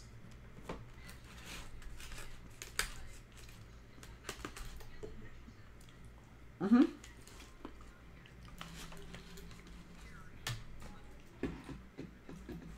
Well, also it's more visually dynamic. But the thing is that none of us are authorities. I mean, the closest we have is Whimsicaya because she's an African American woman. Mm-hmm.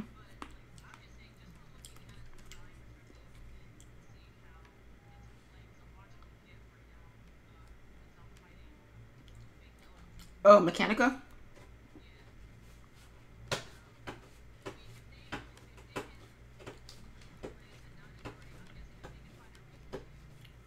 Oh, there's no reason. It's a fighting game.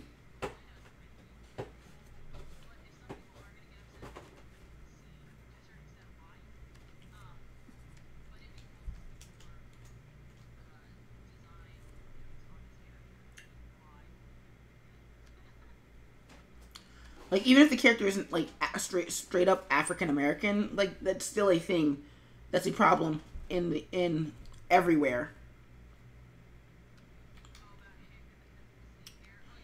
So,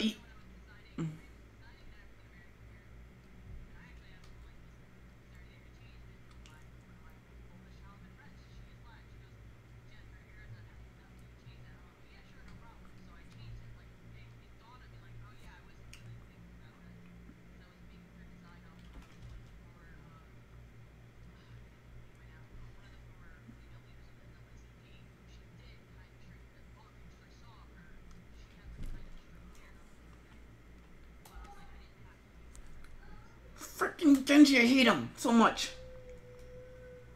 Because he's fucking Gray Fox, and it's like so freaking hard to draw the character. Or it's so hard to draw all the freaking details. Because like all the rivets and etc. Well, it's worse because he's biomechanical. So now he's just got like all these extra knobs and things, but he still has to have an organic shape. And of course, once I start coloring it, then this becomes important. Or rather, consistency becomes important. And part of it's just, it's a style thing for me. It's like he's never going to not be complicated for me. Also because I would probably never draw a character, I would never design a character like Genji to look exactly like Genji.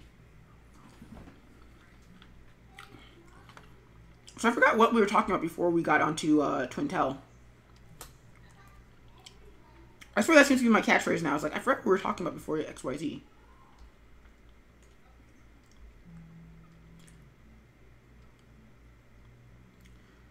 I don't know, it's just... The outrage is... Mm-hmm. Yeah, well, we're just gonna keep going on Twintel. It's also one of those things where I'm like, I feel like I do need to get mad at this. Because this is the gateway to worse things if you don't.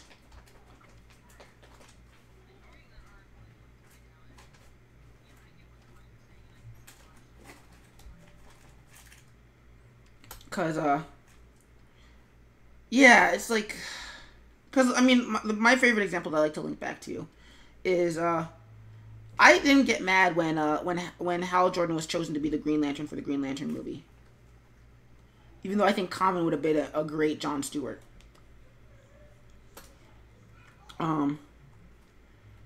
because like there was this big major uproar that's like, oh no, why is Green Lantern white? He was black in the cartoon. And I was like, you dumb bunnies. He was white before he was black. But now like, but now like oh yeah.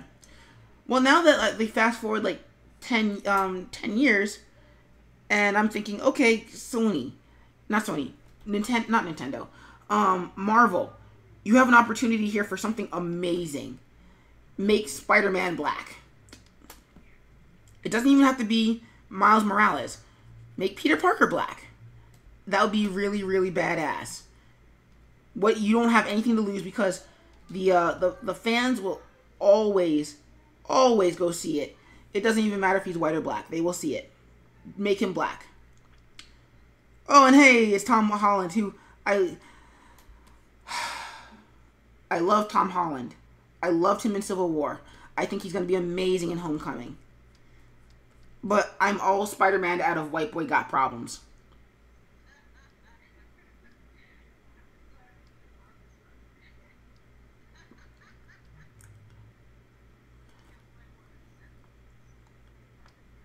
One, two, three, ASM 1, ASM 2, Civil War. So yeah, this will be number 7.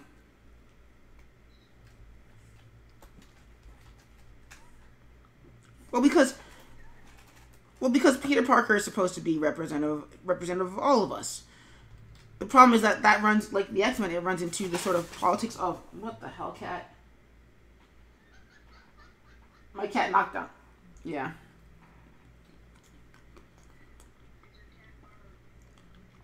No.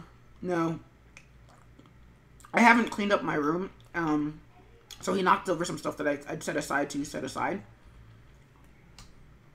And so, so yeah, I was like, yeah, gosh darn it, cat. It's the stuff that I'm like, I keep stacking everything on the futon, but I really should just like throw it out. But like the politics of Peter Parker, or just real life, kind of interfere with that whole, he's supposed to represent everybody. Not if you're a girl. I mean, I guess he does, if that's your thing. I mean, I guess he could. I don't know. I'm not a girl. But he can't represent me. Not as a black man in America. That is not a thing that he can do. Like, Peter Parker will never... And granted, with a name like Colin Bird, I'm not going to struggle with it either. But he's never going to struggle with somebody being like, Devontae Jones? That sounds black. We're not hiring him.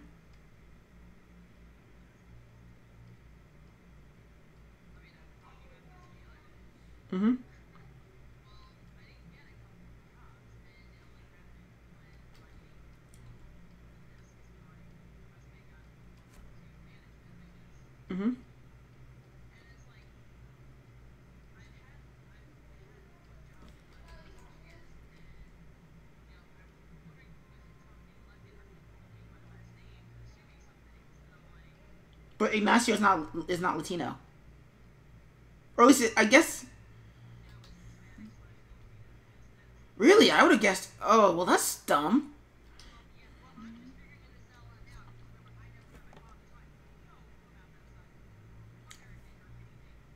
See, because I would have guessed Italian, not...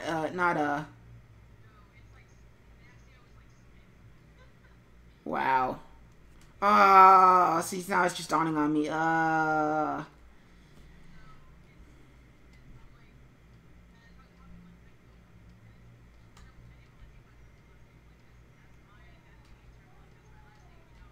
Yeah.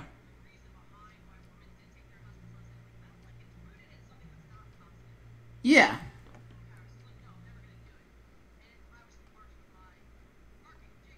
Yeah.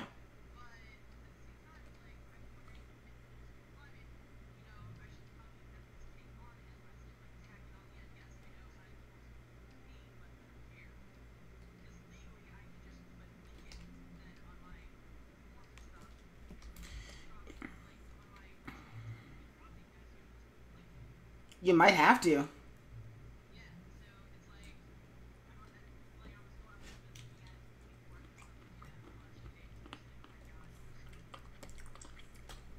I'm sorry.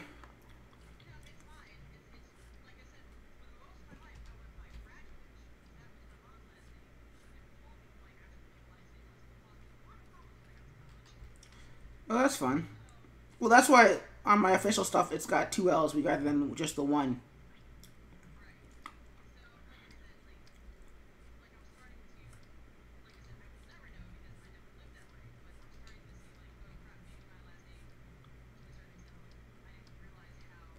Important that was.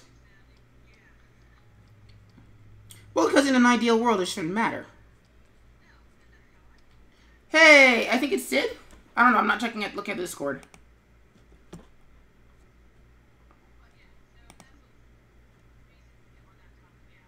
Oh, I guess it wasn't Sid.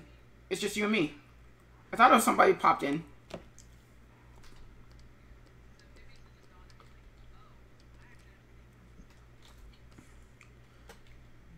Which sucks, because you shouldn't have to. But, like, on Peter Parker, like, he's not going to have to worry about his name in a job interview.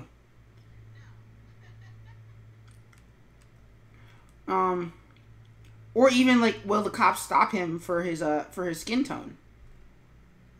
Or be suspicious of him for his skin tone?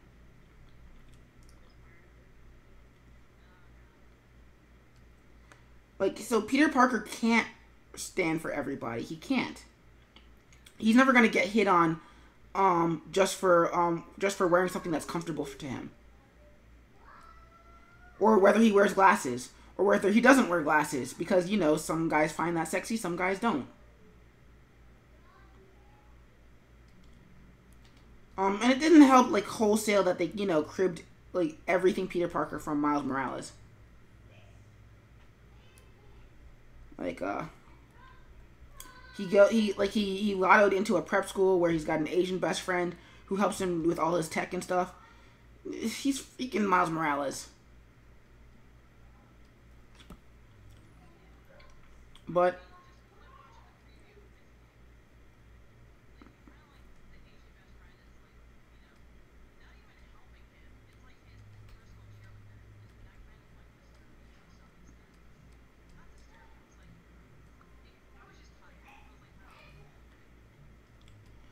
so yeah, I'm kind of done with Peter Parker in the same way that I'm done with Bruce Wayne.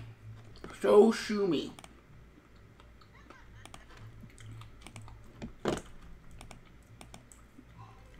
Like, apparently American Gods did a thing today, like, where Jesus is Latino. Oh, he gets shot.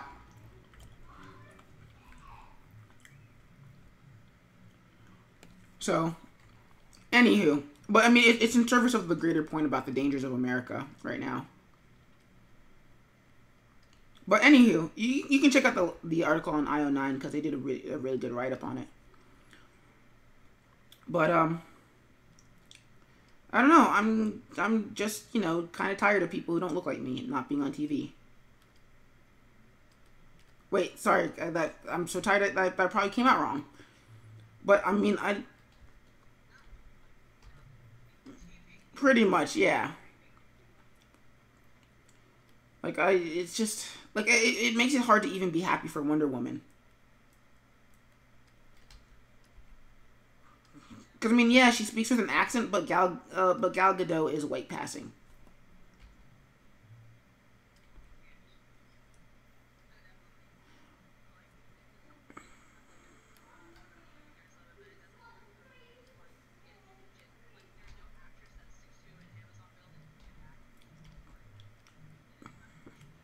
Well, I personally would have preferred Lucy Lawless, but I also know that for that story that they're trying to tell you kind of do need a younger woman, a younger seeming Wonder Woman. It's one of those things where I do trust casting in this case. Like, she probably was the best that they, even if she was, you know, at the outset hired for eye candy.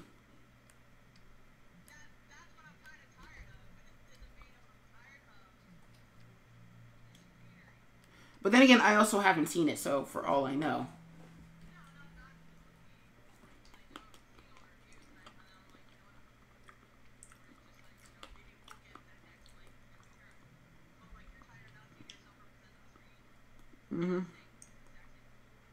No, you both.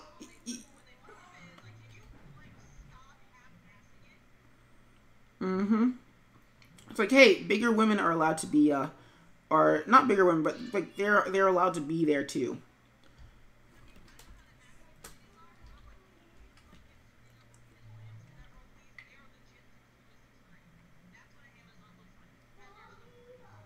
That is true. We're gonna pretend that that's what a sword blade looks like.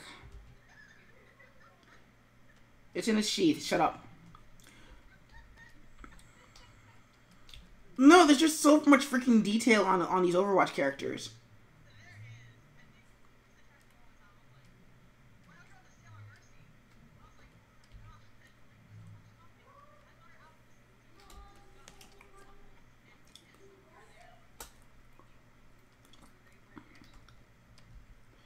Well, because they can. They're 3D models. You model it once and you're done.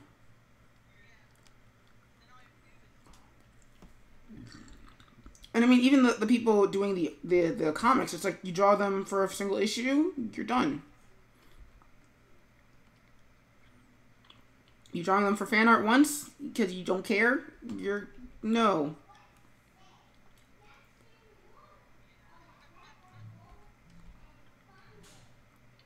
Like I'm really fudging a lot of his design.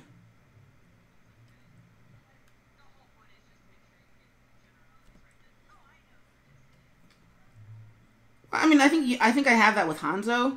I don't think I have that with Genji.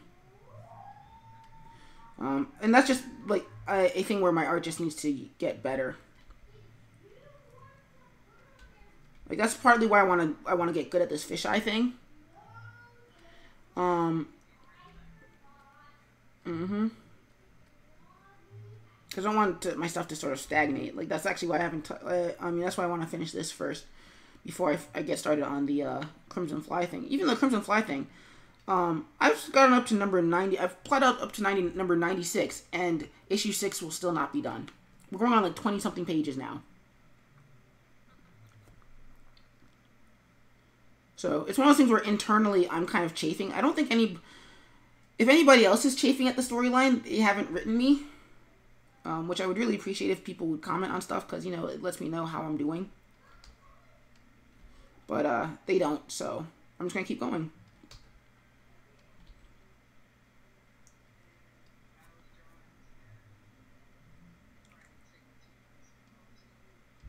Well, you got to pick and choose.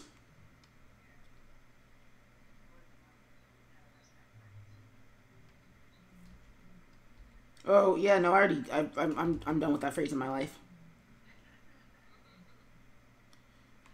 And actually, let me open that in another window, because I want to actually say that.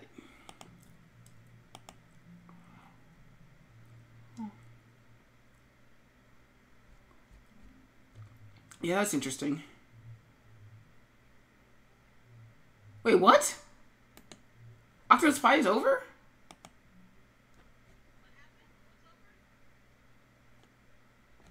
Apparently Octopus Pie is over, I think.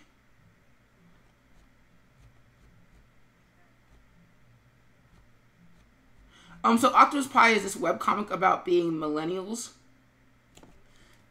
It's this sort of like soft slice of life / fantasy about this one girl named Eve Ning.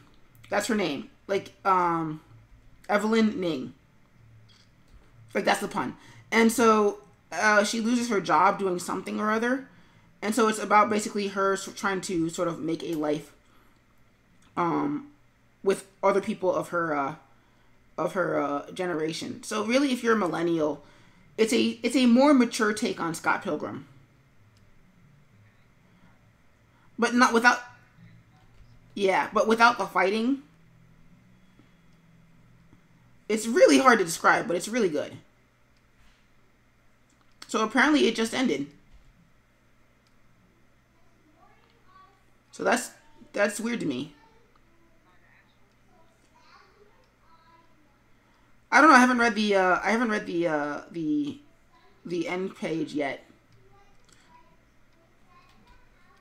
Well, I haven't read the ending blurb yet, because there are a few where the artist has has explicitly said, I think that she did really, this was the planned end. Cause like they had like there's some where like the one that I used to read called Candy, where like the artist explicitly said, yeah, like real life is my IRL life is calling, and I've kind of burnt out on the comic. So short spoilers, they all graduate. Some later than others, some earlier than others, but they all graduate. The thing is that the story ends in their sophomore year. I mean, not sophomore, but she stopped drawing in their sophomore year of high school, of college. Like she just kind of burnt out. It's well, I mean, I'm not one to talk. Like I burned out after 4 strips the first time I tried to do a webcomic.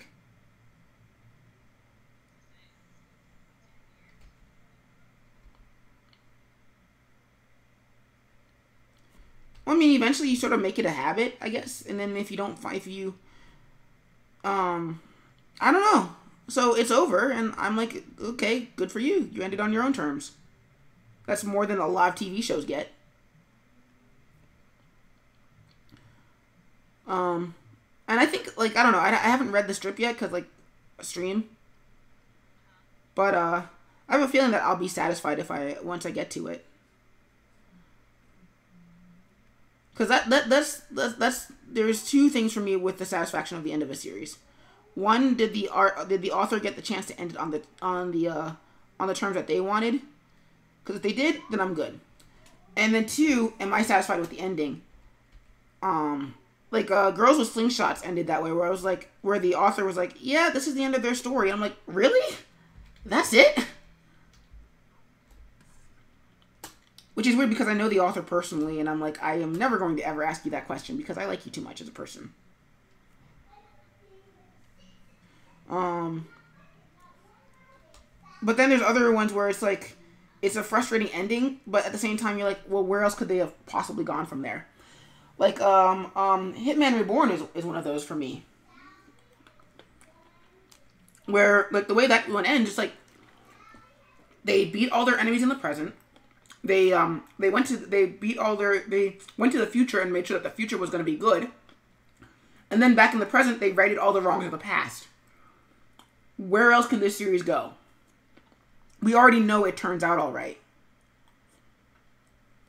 And let's put Genji on top. So it's one of those things where it's like, okay, well, I could see more Hitman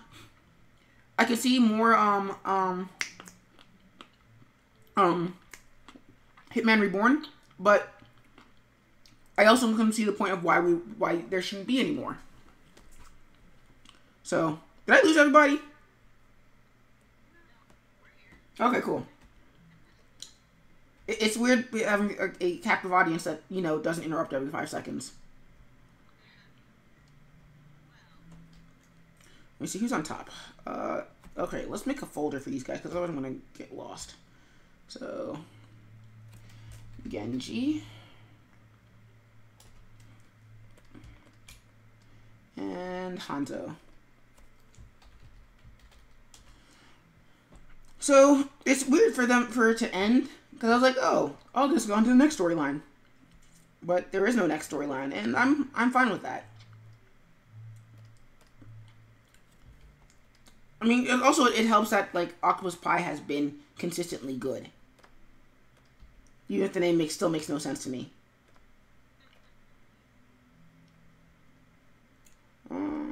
Yeah, let's make that like that.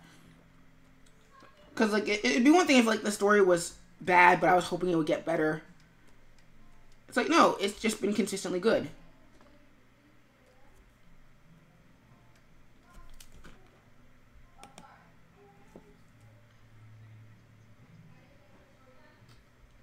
I feel that. I actually have to, at some point this weekend, I have to figure out printing, because I'm not doing Smart Press this time for AwesomeCon. I just went and got some glossy paper and some cover stock, so I'm just going to print it out like that.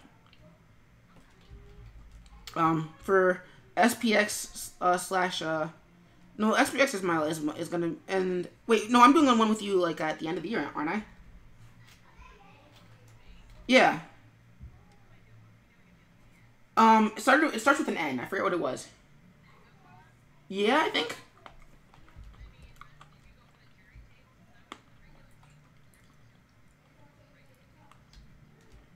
I don't know.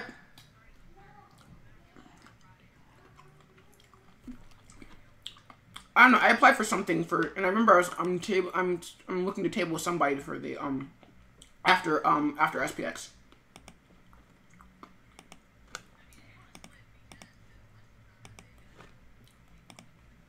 Nope. Yep. I don't plan to. I mean, I do, but I don't like not too much to take that much. So.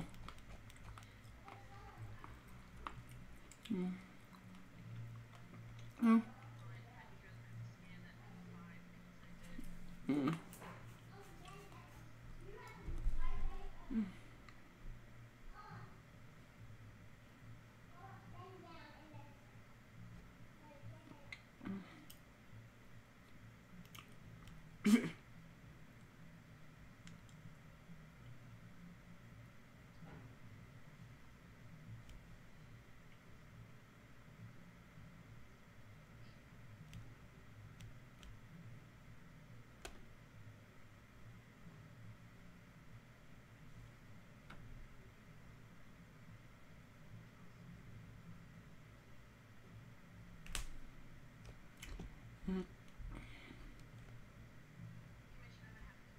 Yay.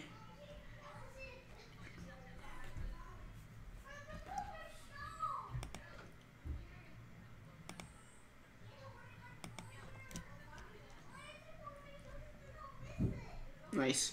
I'm still waiting on somebody to hit me up for a thing. Well, because somebody's been they've been trying to get a hold of me for like for commissions and stuff, and so like I need it done by Tuesday, and I'm like, okay, cool, and I finished the colors last night while I was like stressing about finishing the comic, and now they're not responding, and I'm like, I colored this comic strip for you. I mean, if I had permission, I would put it on. I would put it in the chat, but I don't know that I do. So,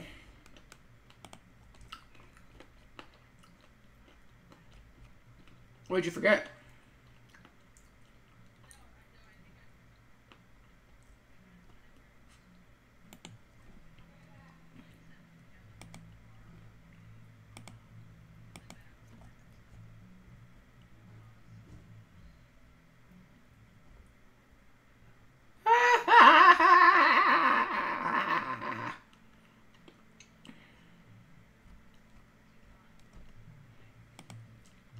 No, sorry. Like um, um, a uh, a Breitbart editor got fired. I don't know if you saw that big thing I went on with that other person in that one status from yesterday.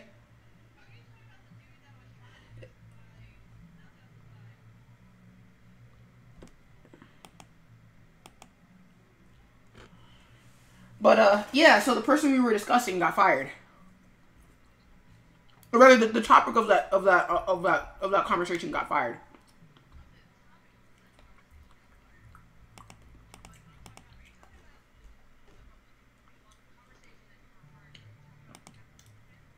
The what? No, no, no, no, no, no, no. The gist of that tweet was if there was no Muslims, then there would have been no terrorist attacks. If there was no XYZ and blah blah blah. So we got into an argument with that, and so the subject matter of that the person who sent the initial tweet got fired from Breitbart. Your hubby's it's on your hubby's Facebook page. So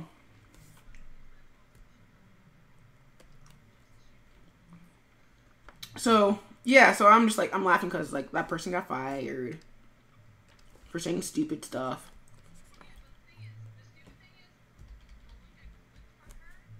Mhm. Mhm.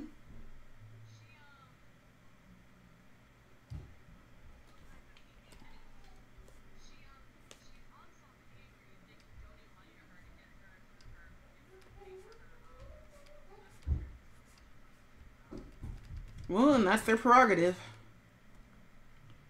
Which sucks.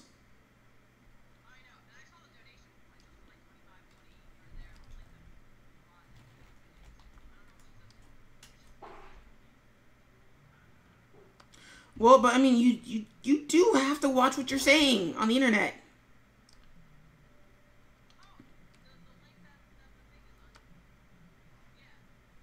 Like you really do have to watch what you're saying on the internet. It's not a, well, I have the power of free speech. You really do have to watch what you're saying. Like, you can have opinions, but you have to frame it and take into account that you can be like, if you're not careful, you can become a meme with what happened?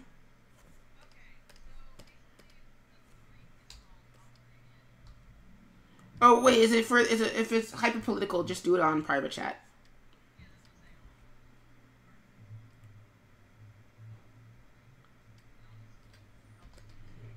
Yeah, because like I'm not making a political text channel just for people to be jerks.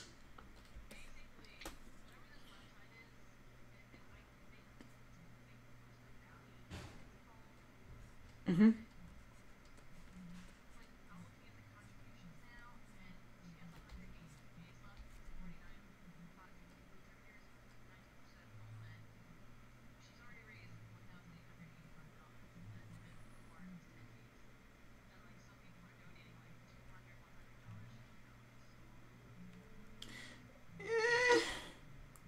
It is what it is.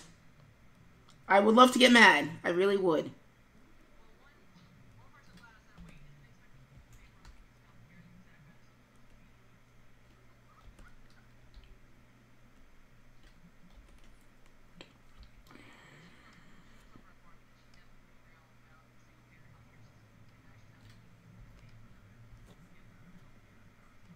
But it's different, Jiggy.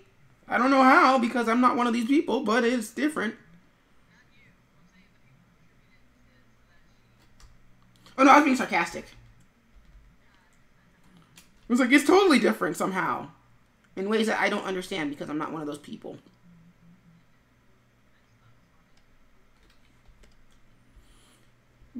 And look, honestly, I don't... This is where I get weird. I don't think that she should have been fired for saying that. I'm glad she did, but I also don't think that she should have been.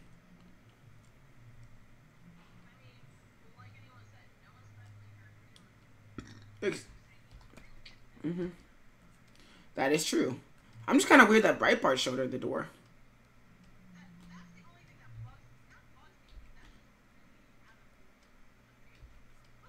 Like, since... I mean, I know, like, they don't want implied pedophiles, so, like, Milo had to go. But, like, what she was saying was par for the course for what they normally, for what they normally, preach.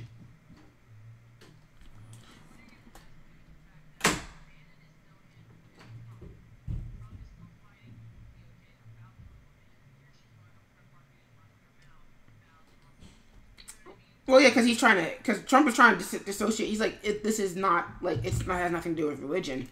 And then she just, like, it's totally about religion.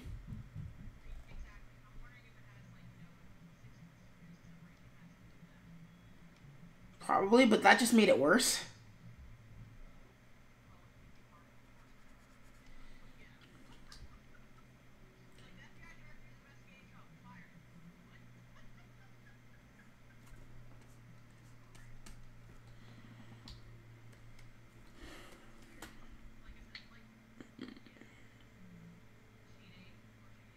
Yep, the thing that people come here for. All two of you? Because I think it's just, I haven't been checking it. Well, there's Best is lurking, but I think it's just you guys. I don't know, I'm wondering if I should spam Facebook now. Not Facebook, but Facebook chat. Because that's what I did, but, like, none of the people that I would normally spam are online right now. And even if I did, like, okay, are they actually going to show up?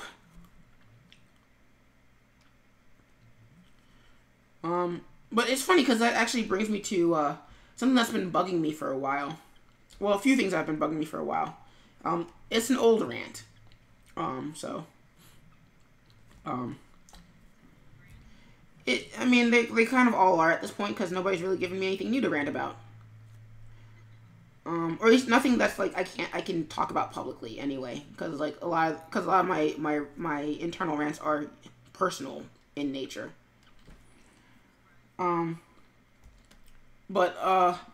the nature of support on social media, it's very confusing to me. Well, because there's, on the one hand, like, we all have lives and we can't all be as supportive as we'd like to be. Like, yesterday I gave the artist of Saint for Rent a cup of coffee, or a digital cup of coffee, because the cost was $3. Like, that's not a lot for me to pay. But when it comes to, hey, did you support my Kickstarter? I always feel guilty if I don't end up supporting the Kickstarter because I've forgotten or what have you or anything else. But then on the flip side, I'm like, hey, guys, all I need to do is just hit the share button. So I don't know. I'm kind of wondering what the dealio is, because I'm also one of those people where I do actually hit the share button. Like, for my friend who does this comic called RAL Persona, like, every time it's on my page, I share it. Well, I'm not mentioning it because, stream. But I don't mention it. I mean, like, so I'm like, every time it's on my page, I share it. The only time I don't share something is if it's very explicitly not my kind of cup of tea. Like, not that it's bad or anything, but it's just like, this is kind of slow. Or alternately, this is kind of bad. Like, or also if it's a student, because, student-teacher relations and all that jazz. Nothing's bad's happening, but I don't want to get in trouble for that.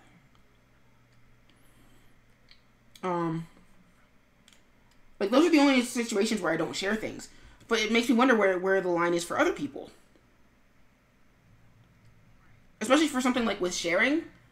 Like, it'd be one thing if, like, okay, well, I need you to contribute to my Kickstarter. It's like, well, I have to eat tonight, Colin. I'm like, okay, fine. I totally understand. But, I mean, with shares, I'm like, you can't? Really? Because I just saw you share Wonder Woman. Or when Black Panther comes out, like, I guarantee you it's going to be all over the news feeds. It's like, yeah, I support black art. Cool. You going to support me? And I don't really know what the answer is. Because I'm like, just short of, like, calling people out directly. Because there's only so many times I can be like, hey, yeah, so I know the social media algorithms mean that you can't see my comic, but for those of you who can see my comic, what the fudge?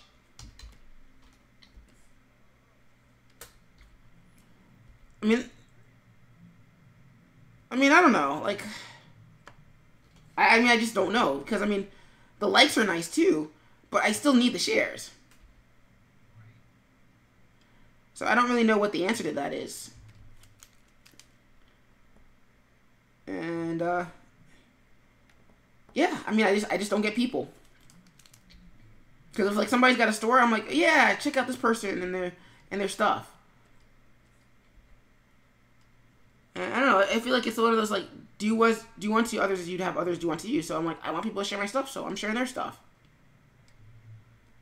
So I don't know.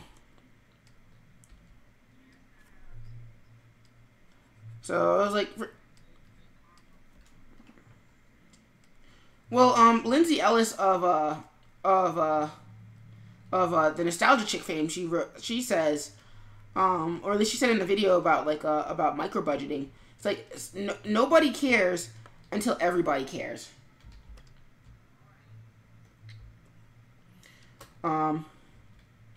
So I'm just like, well, that's great, but I need people to care.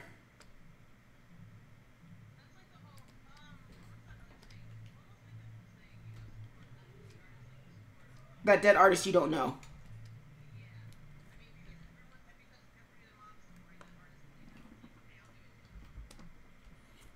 But, so, Yeah. Because, I mean, the thing is, the thing that gets me, and this is where I think a lot of people sort of misunderstand me whenever I start complaining about this, is when I say I want to be further, it's not that I don't understand that it takes time for these things to grow. It's that I'm always going to be wondering if I can get there a little bit faster. Like, if I had properly promoted my comic, I mean, it probably wouldn't be still, it was probably still wouldn't be like a big, massive internet sensation. That was just never going to happen because it's my first comic out of the gate, etc., etc., etc. But I probably would have had more eyes on it if I had properly, if I had done a press release, and if I had like done a lead up promo rather than just like, hey, here's the one post about it, and then when it came out, hey guys, I got a comic now. And the reason why I harp on this sort of stuff, because I know I have a friend where he's like, well, why do you keep dwelling on the past? I'm like, because the past informs the future. So if I think about what I'm doing now that I could have done better, then I will do it better in the future. So, all of that jazz. Alright. Yeah, cool. So now I just need to add some whites. And then Hanzo will be done. And I can do the comic.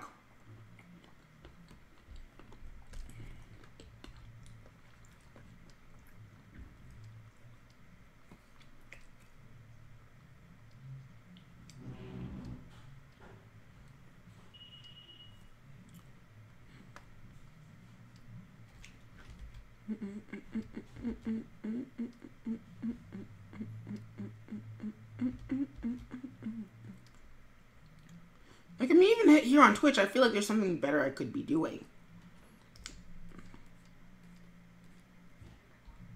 So I feel like there's more I could be doing to get more eyes on stuff.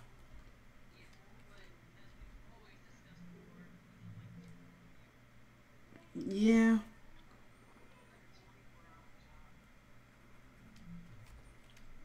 Yeah. Like, cause I mean, like, Instagram. I think how many posts does a video? I mean, how many likes does the video have? Because I'm pretty sure the video has like about 16 likes right now. Okay, I put the video for my comic up.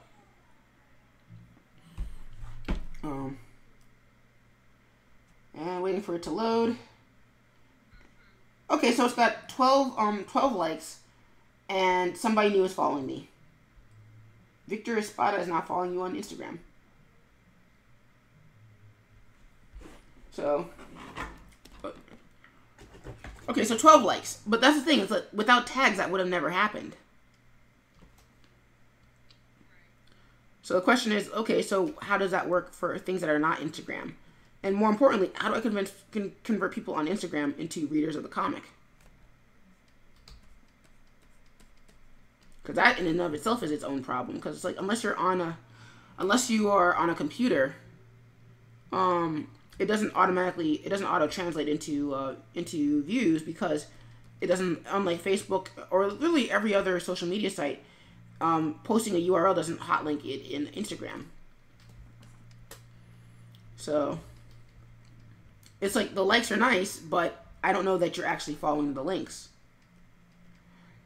I mean, if you're a dedicated fan and you're seeing it on Instagram, then yeah, that can serve as a reminder to go check it out on the main site, but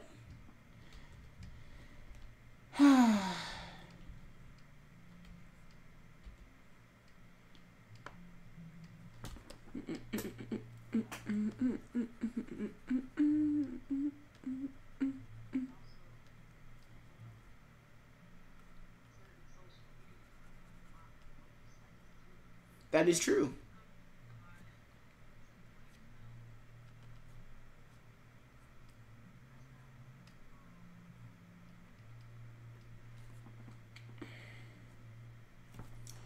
And Hanzo has a bronze torso. Because I'm not necessarily a perv, but I know what the ladies like.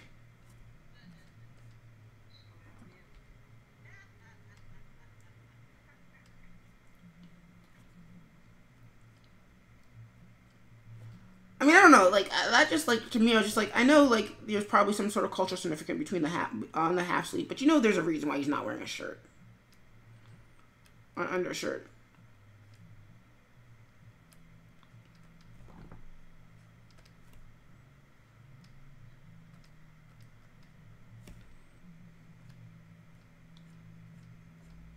Aren't those fun?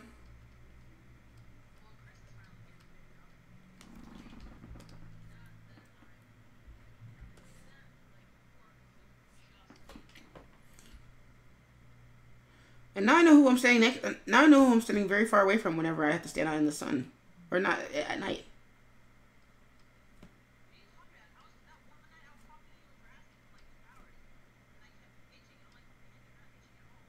Yeah, you should have told us. We would have stopped.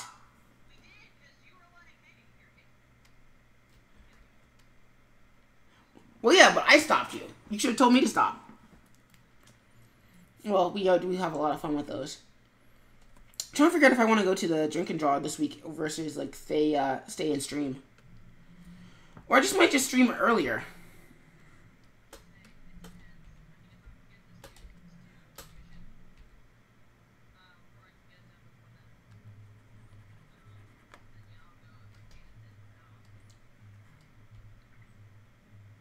Yeah, cause I don't know. I miss those guys.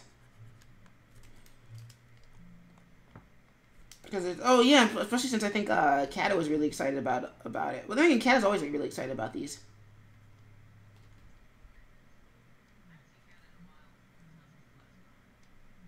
Well, she's been busy. I think you've also been busy, so there's that too.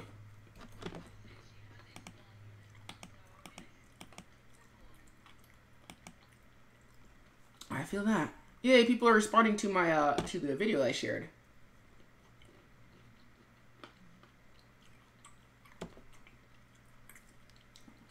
So I discovered a new use for tweens in Flash.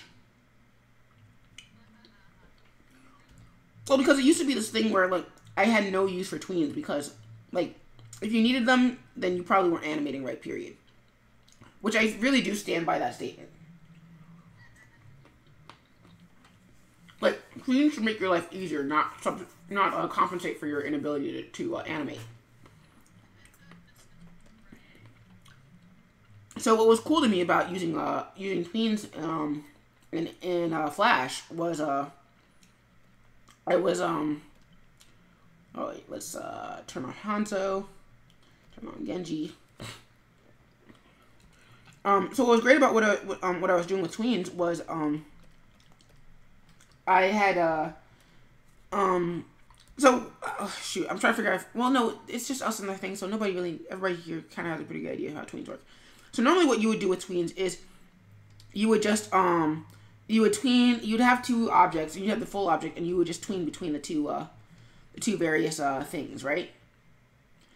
So what Clay Studios does for their Mark of the Ninja games and for their Shank games is they basically animate out all the key poses, which is usually puts them on twos, and then they fill in the motion tweens behind them. So then it just smooths everything out, and if anything breaks, you just go in and just adjust 1 or 2 frames. You don't have to redraw everything. So it's funny because I'm figuring this out as I'm working on today's strip, like the one that just came out today. Well, because the nature of my strip is such that, you know, I don't have to be on.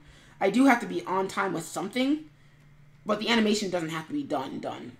Because the comic, as I'm proud to say, looks pretty darn spiffy without the animation.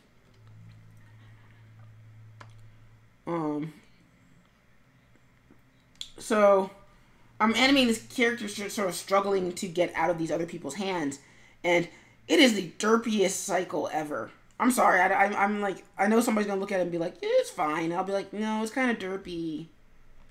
I mean, you can go to the crimsonfly.com to see what I mean. But I don't know, it's a new way to animate. It takes forever because I'm not used to it. It's not efficient right now because again, I'm not used to it. But I think the animation's a lot smoother and it reads a lot better.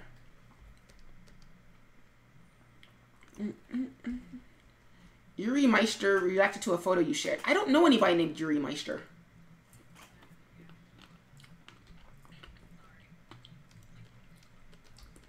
Well, that's why. Well, that's why I don't react to friend requests anymore.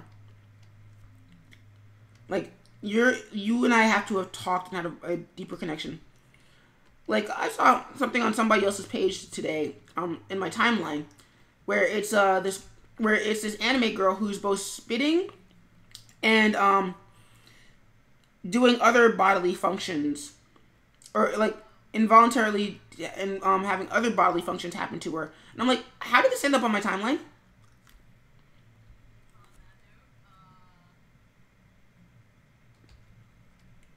Do tell.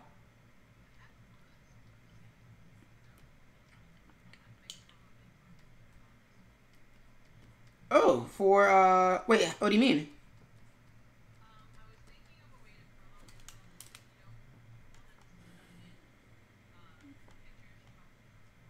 Yeah, Trump's images.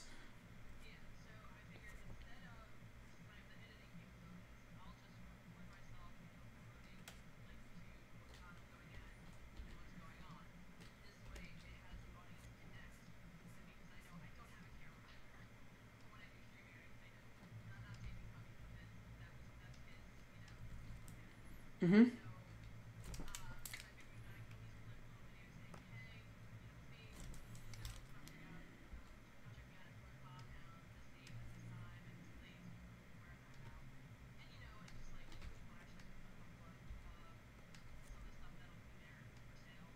Oh, that's cool.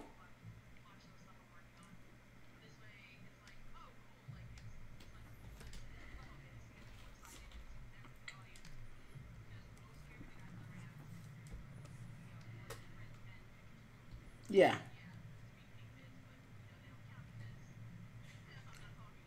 Yeah.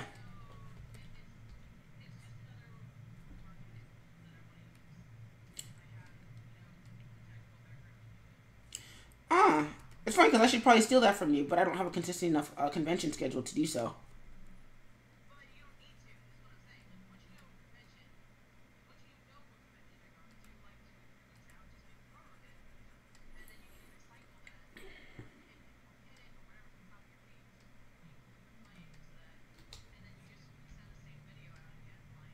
Week later, week of.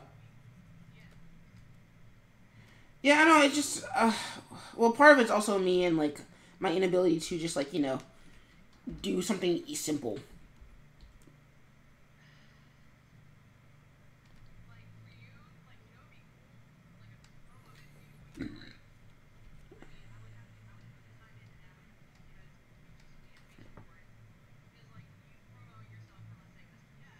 Hmm.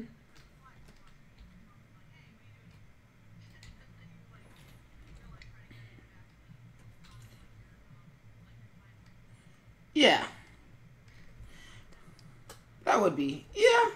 Well, I mean, also if you make a promo template for those sorts of things, um,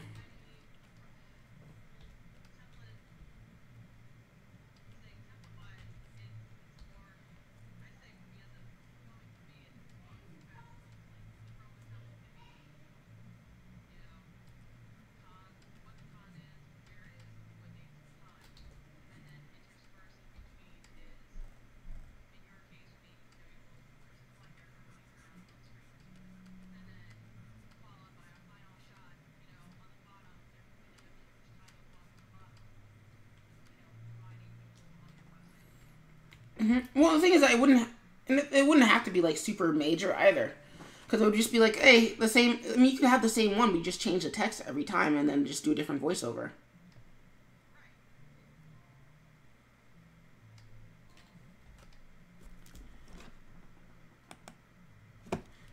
Well, I mean, it also depends on the nature of your person too, because like some people, it's like, hey, oh my god, really cute girl, awesome. Um, but then well, oh well, actually, the internet is the internet. Um, shoot, that was the break timer. Stop recording. So break.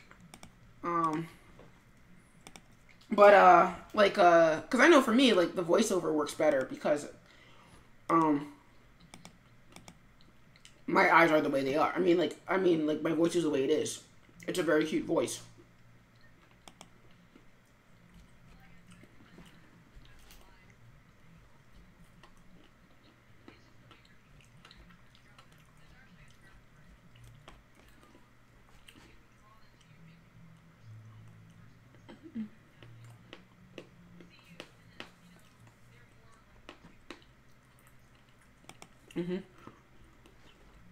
But but the other problem is, of course, also like getting people to see the ads.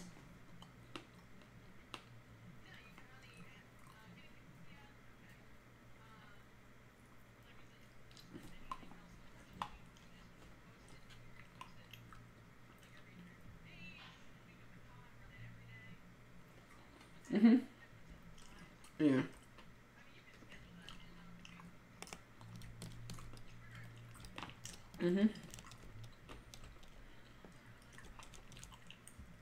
Tumblr you can. Twitter no. Twitter you have to find. You have to do it through an alternate um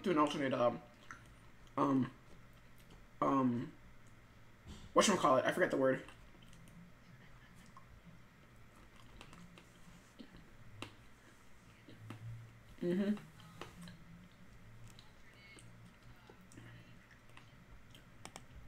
Yeah.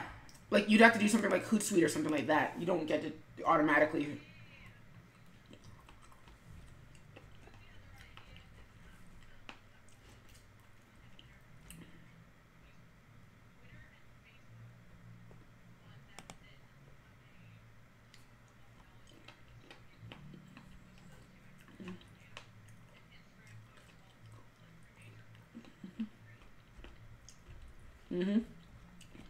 And I mean, even then, it's just the scheduling too, because like for different sites.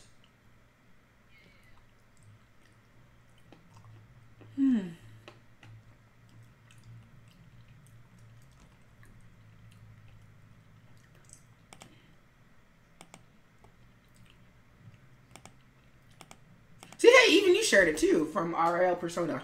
I see that.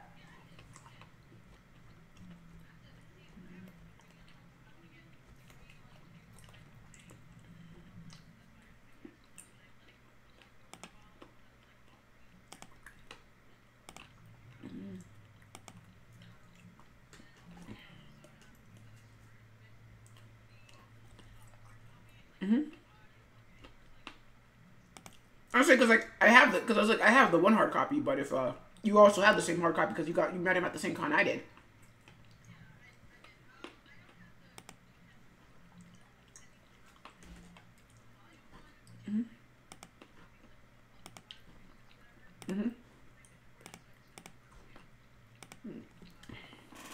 I'm kind of mad because he's doing something exclusive at New Jersey, but I'm not going back to New Jersey.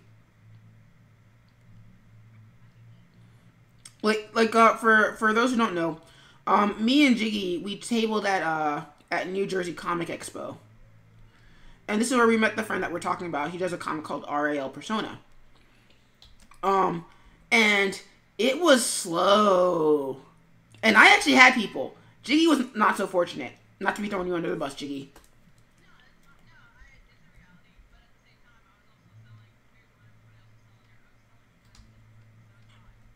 But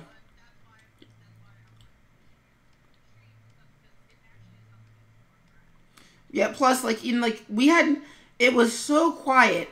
We took turns just running around the convention, doing all the other things we wanted to do.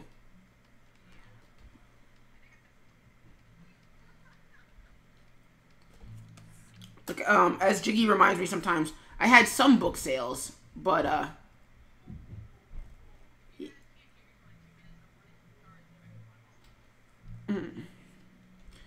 so I'm kind of on the one hand, and not only that, but then when we were driving to New Jersey, to and from New Jersey, we got lost because New Jersey doesn't make any goddamn sense. So I'm not looking forward to doing anything. There's probably one friend I know. Well, there's two friends from New Jersey, but one who's still in New Jersey, and she's moving to New York. So, yeah, I don't want to go back to New Jersey.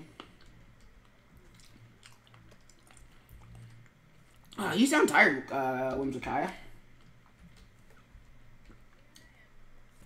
It's because I kind of want to shorten Whimsicaya down to Kaya, but whatever. I'm just gonna do it. Well, it's just that like your real name isn't a common enough name for it to be a big deal if I shorten it so it's a thing. Eternity.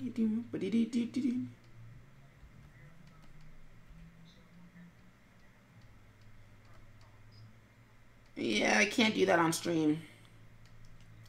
Well, not only that, can I not do that on stream, but I also can't do it while I'm working because, you know, I need my eyes on whatever it is I'm working on. So, that is what it is.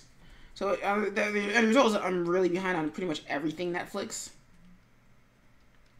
So, I don't have the freaking time. It was like, I'm still down, I'm aware of Jessica Jones and Iron Fist, but I haven't seen them, sat down and seen them. And I never actually finished Luke Cage past the point where he gets buried under a under the restaurant and he has to dig his way out. Somebody is Facebooking me. No.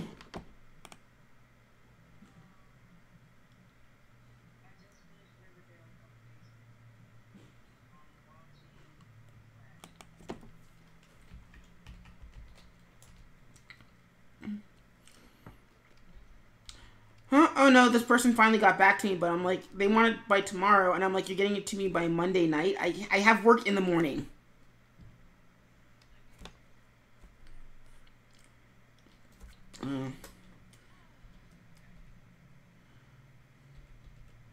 So, yeah, so, I forget what I was saying. Well, no, like with Facebook. I don't know, I'm starting to wonder if I should institute a policy about how people actually communicate with me on Facebook.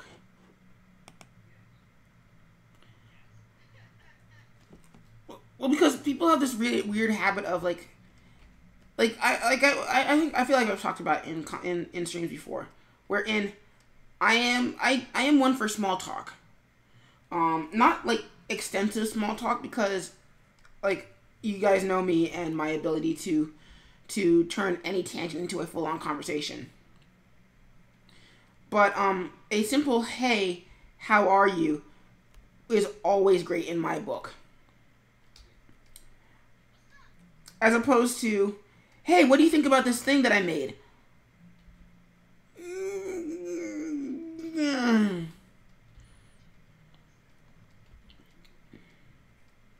Or alternately, my all-time favorite is, I'm gonna message you at like midnight.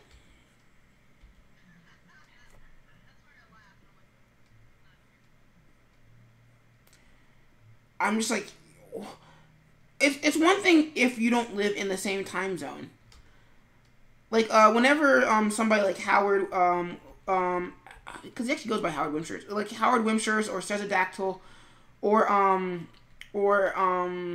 Maddie Inc. or somebody who lives on or even Short Chick shows up on the stream, and I'm like, oh, I really appreciate it because the time zone difference means that you're going out of your way to catch this. If I know for a fact that you're in Atlanta, you better not be messaging me at midnight.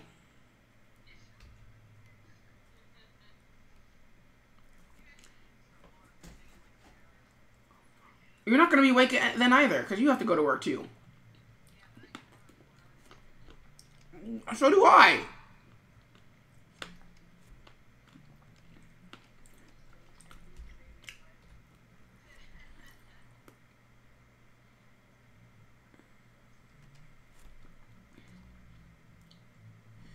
But, I don't know, it's just, internet communications have become this weird thing where I'm like, do you know how to start a conversation in real life?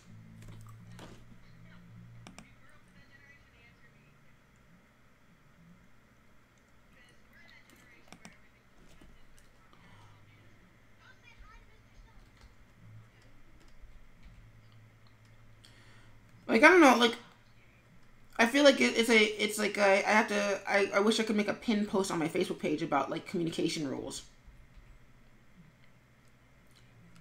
You can? Yeah, no, but this is becoming an issue in my personal life.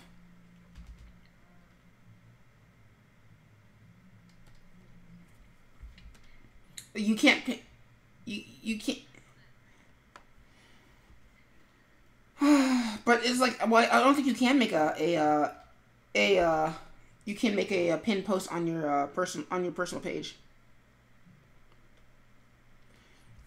And that's really the problem. Is just like where it's like, I know some people don't like small talk, but I really do appreciate a hi before you start talking to me. Like sometimes, like, and the thing is that some people are really good at reading, are really good at reading mood. So it's like you can jump into a conversation with like straight up like, dude, did you see that thing that we did, or the thing, or with blah.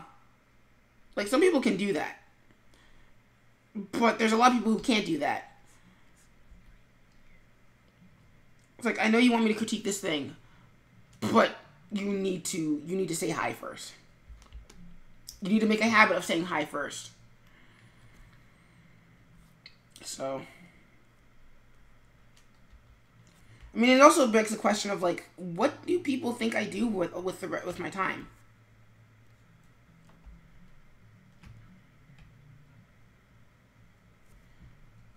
Cause yeah, there, Hanzo fit.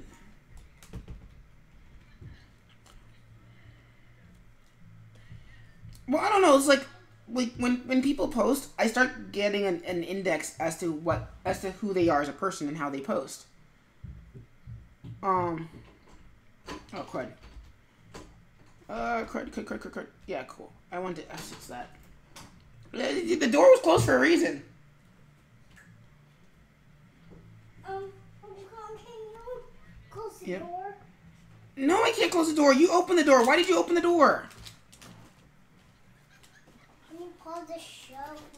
I can't pause the show for you, kiddo. Mommy has to do that for you.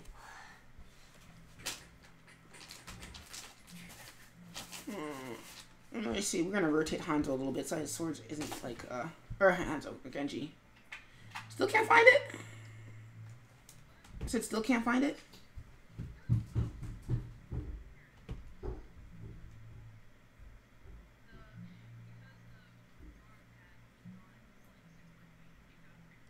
Nice.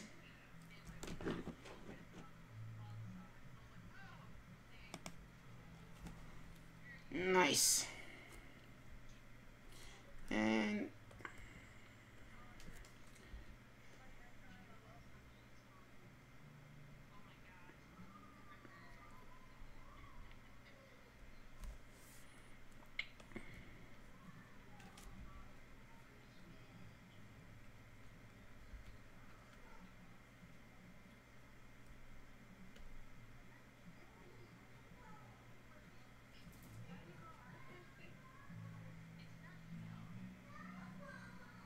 yeah, that's close enough. Alright, so let's add in a layer of gray underneath Genji.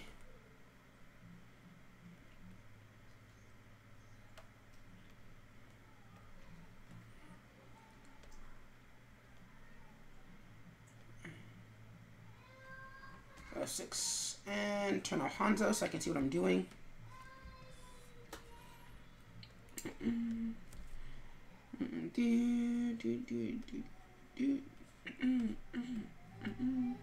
Oh, because you guys can't hear what I'm humming too. If I kind of want to move on to the comic from now, but like I'm almost done. Kind of wanted to draw a background for them, but they're taking up too much space within the composition. But they're so much fun. Whether they tell a story.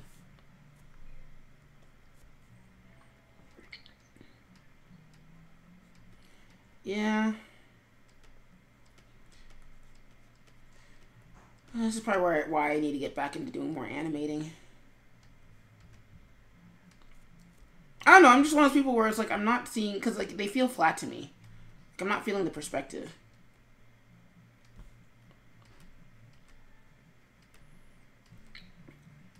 And I think part of it's just that I drew them without trying to put them into a background or trying to put them into an environment. So that is what it is. Oh, speaking of which, I didn't put the link. I didn't make the link into a into a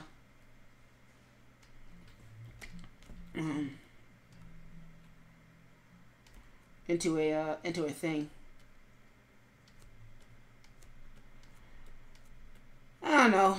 I mean, I'm just kind of miffed at, like, because the more I think about it, the more miffed I am about the communication that I just got. Because I'm like, wait, you need it by tomorrow, and you put off like getting in contact with me until then. Again, I also didn't make a super huge effort because they've made it pretty decent. They've been available like on Facebook whenever I needed them, so I could have emailed them directly and said, hey, here's the colored version. But the flip to that is that you should be on standby.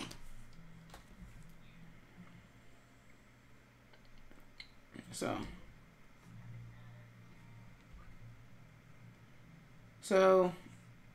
and I don't know, like, I feel like sometimes my schedule is public as I try to make it about certain things. Like, it still slips by people's radars, like, oh, dude, you want to do the thing? I'm like, you know I'm streaming tonight. You know this. This is a thing that you know.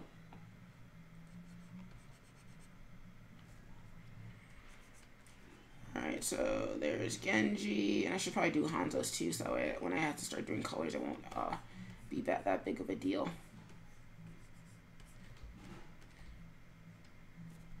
Also, it's also because we're doing color. I'm doing colors for this person, and they're like, "Oh, I'm not sure about the time of day. I'm wanting early morning." I'm like, "You couldn't have told me this before I said this at night."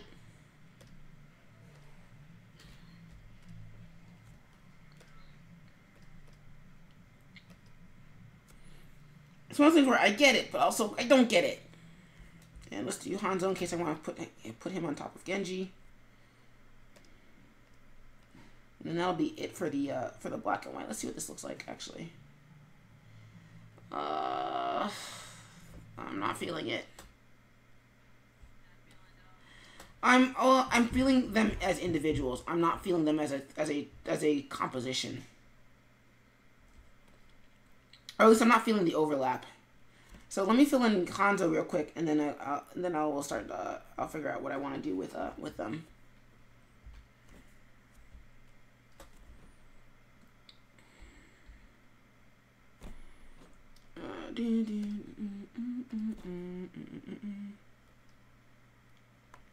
And, oh, what, with the Hanzo? Yes, yeah. So, I don't know, I might just, like, put them in separate images. Yeah, crap. Put them in separate images and then just, and then give it to Jen that way, and just be like, hey, I did both of them. Shut up. Just take it.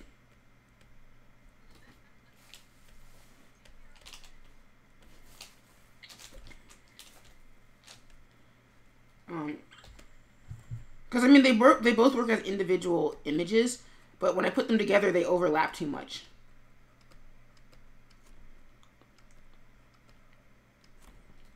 So let me finish Hanzo and you can see what I mean. Hi, Persona 5 Remix. How's there already a remix?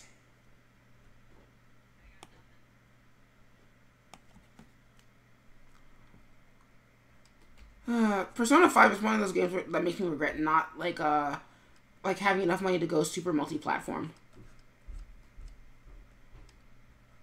I mean, is it on PC or is it only on PS4?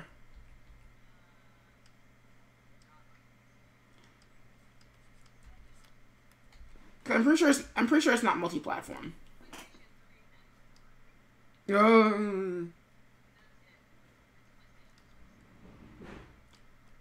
Oh yeah, because it's kind of always been, hasn't it? Yeah, but Atlas also puts out this guy on the Switch.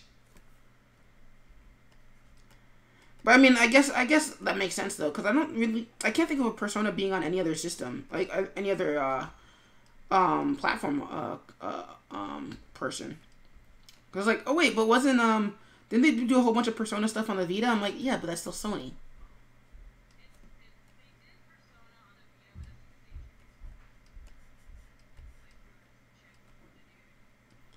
But even then, it's still a Sony console.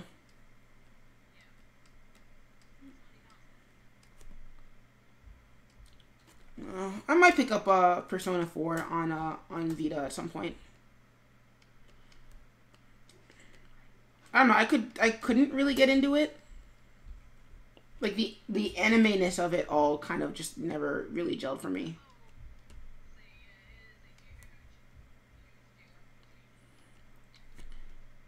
Like it's weird because it's not the sort of thing where it's like it's not the sort of thing where it's like, oh, I hate JRPGs on principle. It's more along the lines of like the themes that JRPGs tend to promote, and they tend to promote through story, not through gameplay. Are the sorts of things where I'm like, it's like we need all our friends, but it's still up to you in the very end.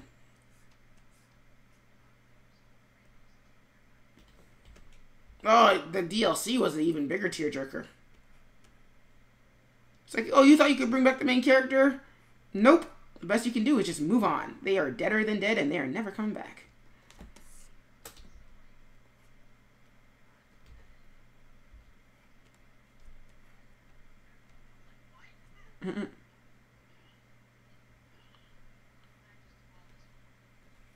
To save the world.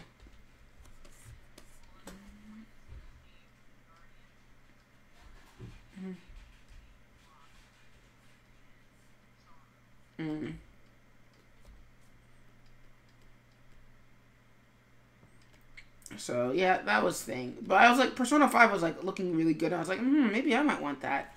PS4 exclusive.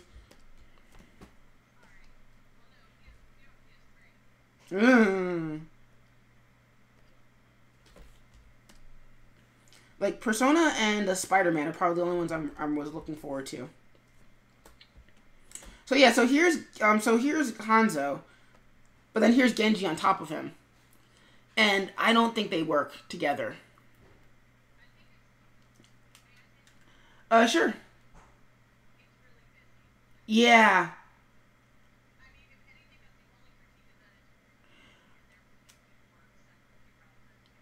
Yeah.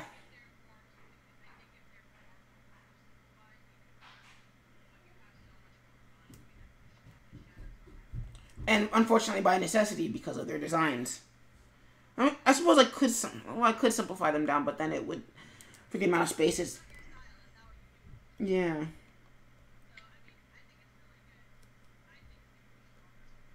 Yeah. Which I'm fine with. It's like, oh, hey, you get 2 for the price of 1. And so then let's blow that up a little bit. And put the foot there. Oh no, we're going to put him entirely in frame. And I don't really know what I'm going to do for... but then there's still all this negative space, but I think I'll live with it. I might just do something cool with the background later on. Do I want to do it later on, or do I want to do it tonight? And then let's fix Genji. Alright, I need to put on some more music for myself. Boss Remix.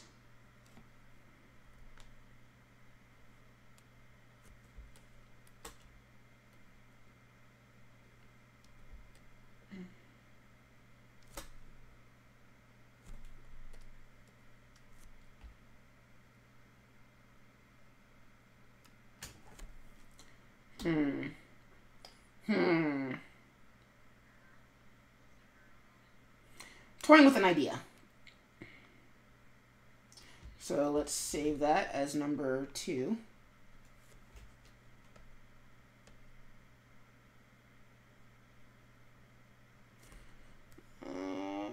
So let's grab you. Which is probably a bad idea. Yeah, what? Why?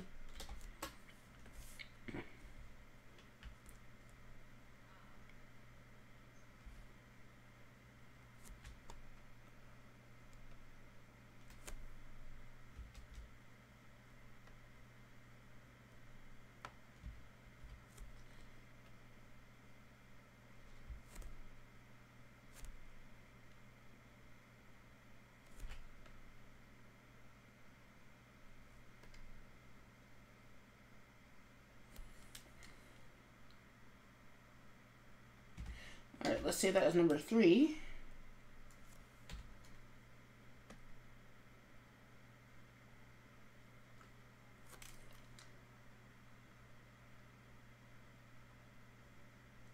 Because that unbusies them if I don't give them equal space.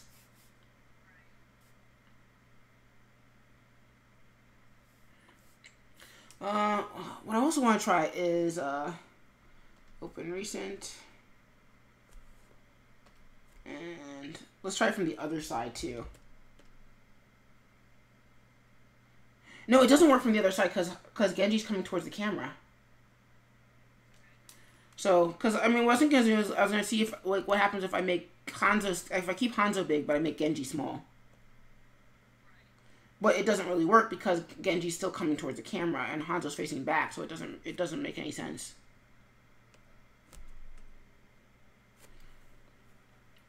So the question is, does this fix my problem, or is it just its own thing?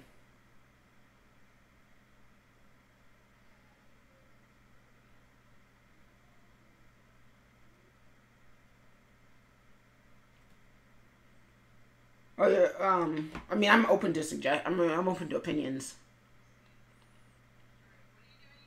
So I shrunk Hanzo down and made Genji the focus. And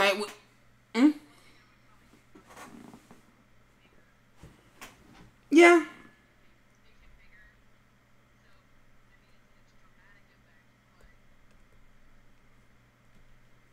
Yeah, good. Which I do.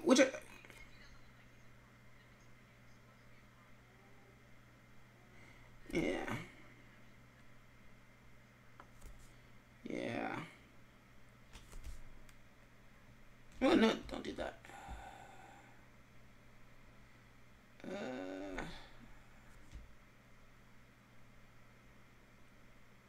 I just, no. Sorry, I'm just playing with the skew tool. And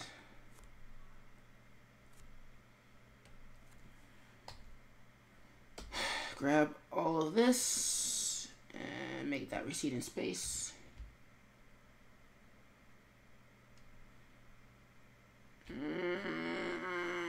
I don't know if I'm feeling that.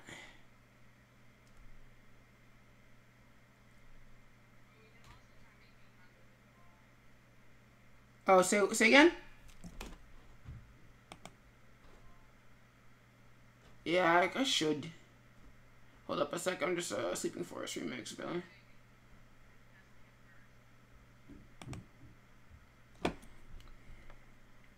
So it make Hanzo smaller?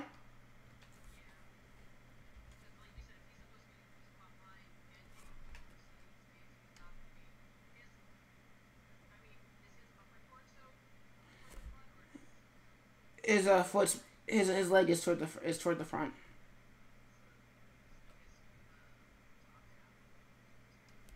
Yep.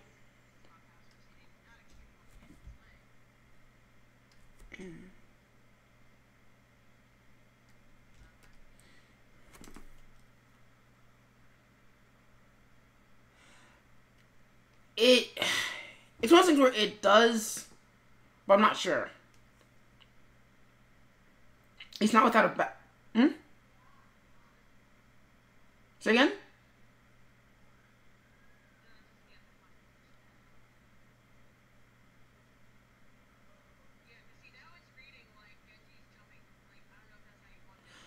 That is how I wanted it, yeah.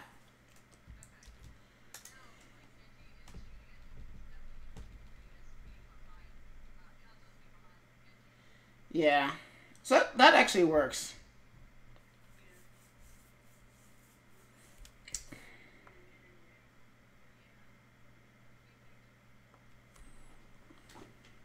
No, it makes sense. Alright, cool. So let me throw together a little bit of a background. And lock these. Let me save these two, because, like, save it as number 4. That's the benefit of working digital sometimes.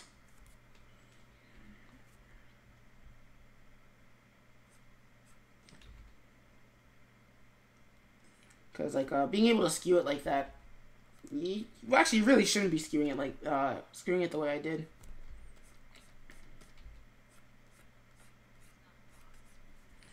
Yeah.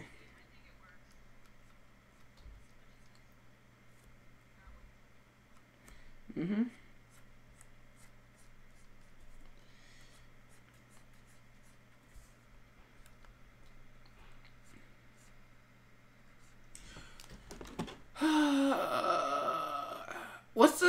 What's their stage on in Overwatch look like? Or what's the name of their stage?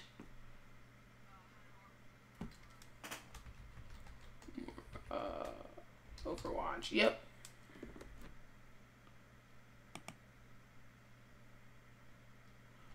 I mean, I just assumed it was something that was going to be very stereotypically Japanese, but I wanted to.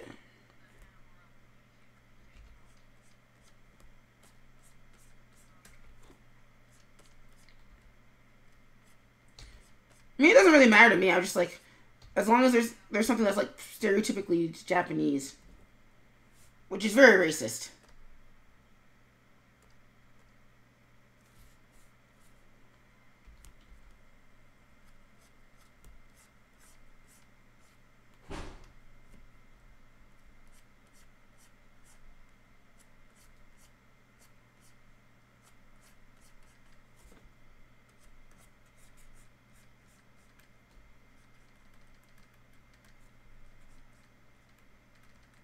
I wonder if I want to just drop this on Discord tonight or tomorrow.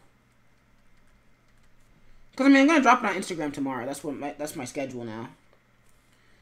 But I'm wondering if I want to promo it on Discord first, and then do it on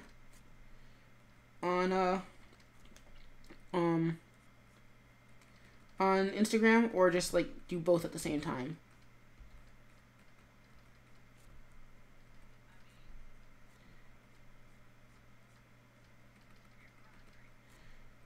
Yeah, but I think it's more along. It's not like a commission. It's more of a just like trade.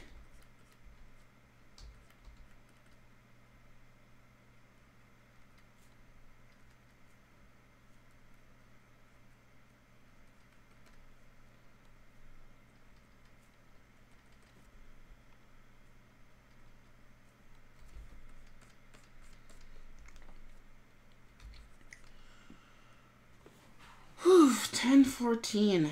Jeez, I'm so glad I started at 7 rather than starting at 6.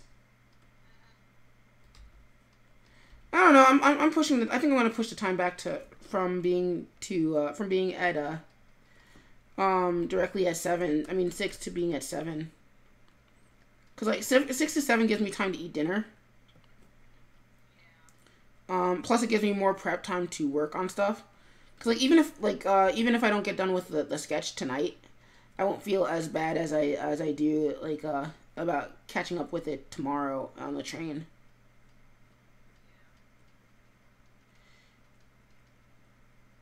But oof.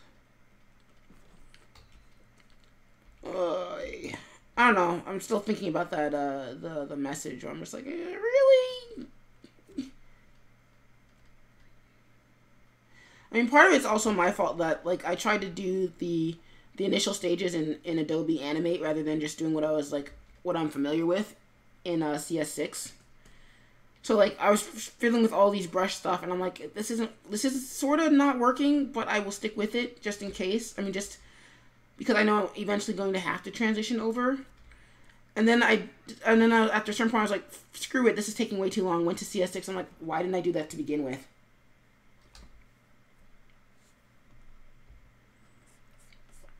Which was really, so in hindsight, I was like, that was really dumb to do it for a commission, to try out something new for a commission.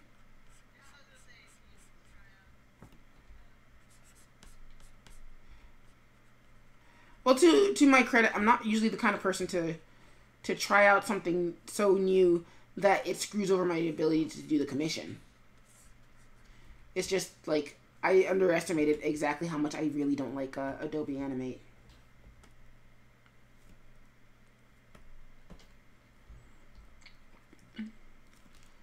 And turn off Genji and Hanzo so I can see what I'm doing.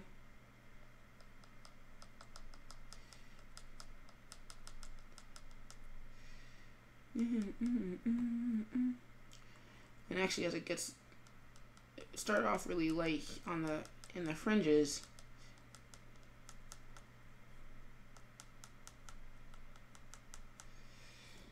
and grab that and shift that down a little bit.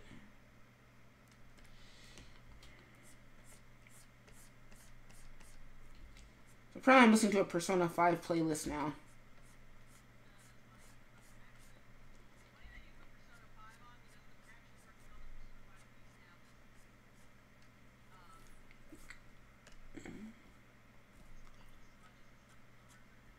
Nice.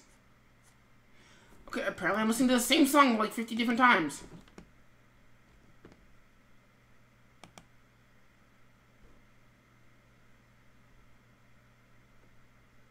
Because computers don't know how to put together a goddamn playlist.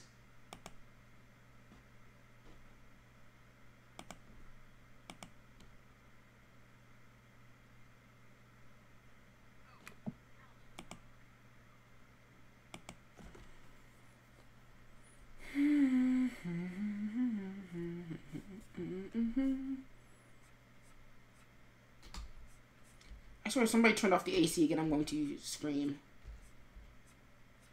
Because it's starting to feel hot in my room, and I'm like, but the door's open, so I know somebody turned off the AC. Yep.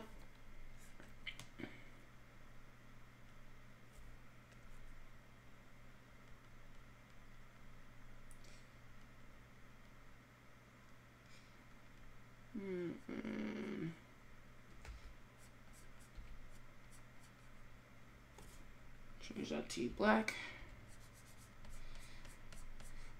It's kind of frustrating because the brush and flash doesn't work like the eraser and flash doesn't work like the eraser in every other Adobe program. Where it's like it doesn't do the like it's not the brush but inverted. It's literally its own thing. So if I want to erase things, I have to either flip my thing over to the eraser side, or I have to change the brush to whatever the erasing color I want, and that's not a pain in the butt. Erase that. And Hanamura Castle.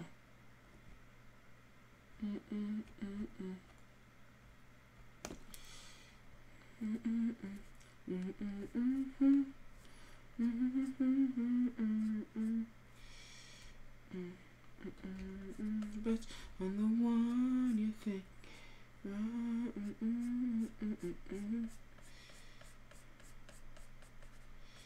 Do do do do do do do. So I'm gonna laugh if I become known as become famous for being a concept painter someday. Well, no, just because these are absolute balls in terms of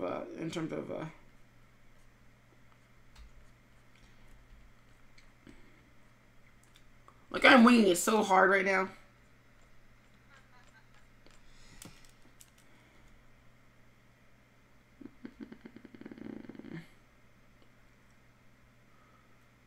Well, let's surround it by city. We're gonna put them in front of a cityscape.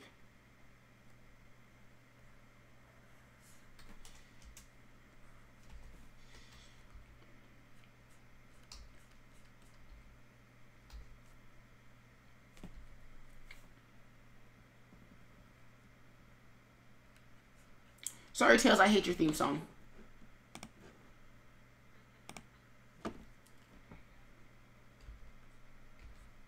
It's weird because, like, Knuckles is, like, I love his theme song, but it's so hard to karaoke because you don't have any real song beats to listen to.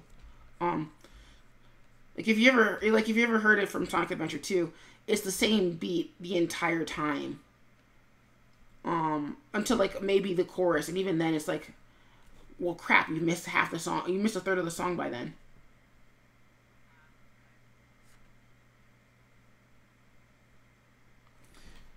Okay, that's a problem because that doesn't look right.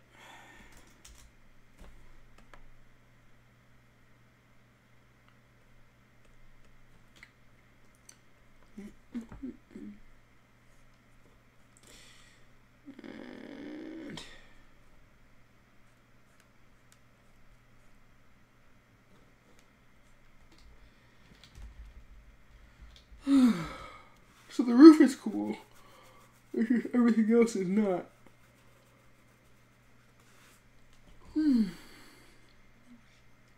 This is what I get for trying to work outside my wheelhouse.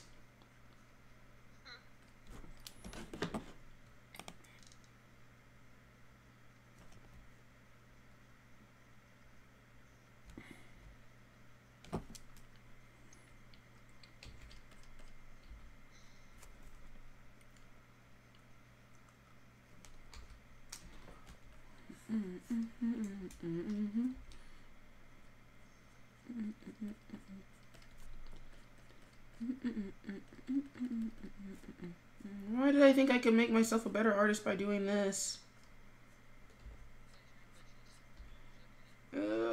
Fuck me.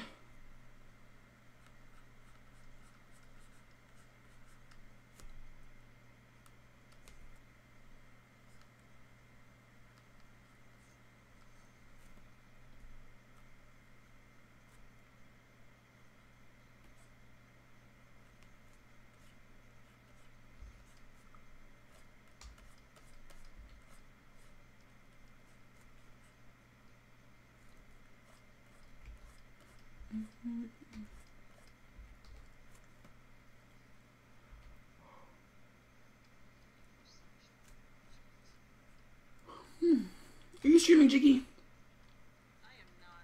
I'm just working on this real quick. That's why I'm not putting it on. It's already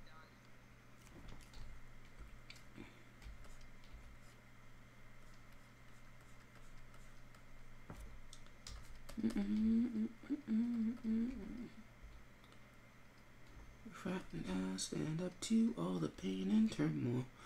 Just believe in myself, won't rely on. I got this power to wipe out. Oh shit, it's the wrong lyric. This is my planet, I'm not surrender. Like this, to fear no one. Restrict the doubt, only live for my wants. Diamonds and gems, we can battle to the end. You best to be aware of the knuckles that I send. Once they penetrate, they put you to your death. Hard as iron, and my feet is like fire. You never see me run, and I won't surrender. I just fly away like there's no other contender. Did I do all the pain and turmoil? Just believe in myself, won't rely on others. Freedom will. God damn it. This is my planet, and I fight. Oh, won't be frightened. I'll stand up to all the pain and turmoil. Just believe in myself, won't rely on others.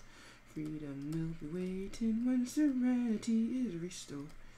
This is my planet, I shall not surrender.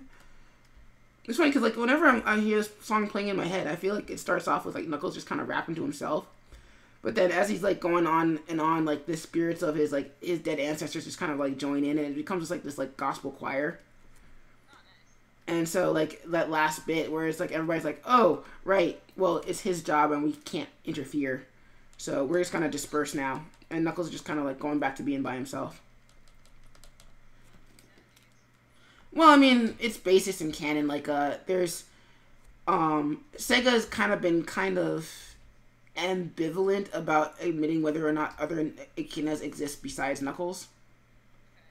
Like, he's canonically the last of his tribe, but like in the BioWare Sonic game that somehow BioWare botched, like, there's an entire race of echidnas, in another dimension. But Ken Penders, the writer for Archie, was like, hey, that's a little too similar for my concept. What the fudge, Sega?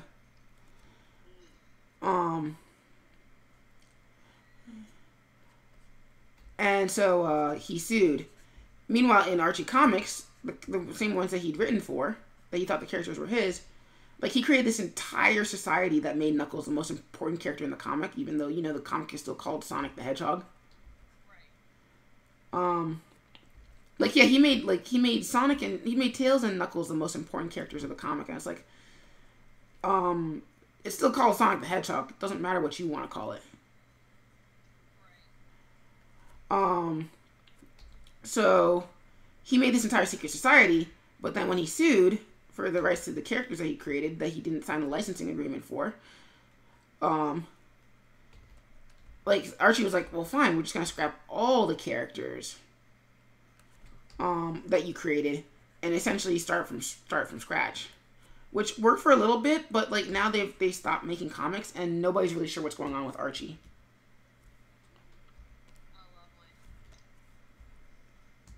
Like the head writer has like stopped putting it on his resume and that he's looking for new work, so that's not a good sign because he hasn't been assigned anything to do for a while. My hope is that they finish Sonic Mega Drive before they scrap everything. So remember the Sonic Mania trailer? Where Sonic, not the new one where it's like it's the 2D animated one. So the guy who did that for Sega, he did a comic for Archie called Sonic Mega Drive, which is basically this sort of shout out to old school classic Sonic. And so I'm hoping that he finishes because like when they last left off, there was like 2 parts of it left. And did I not set the work timer?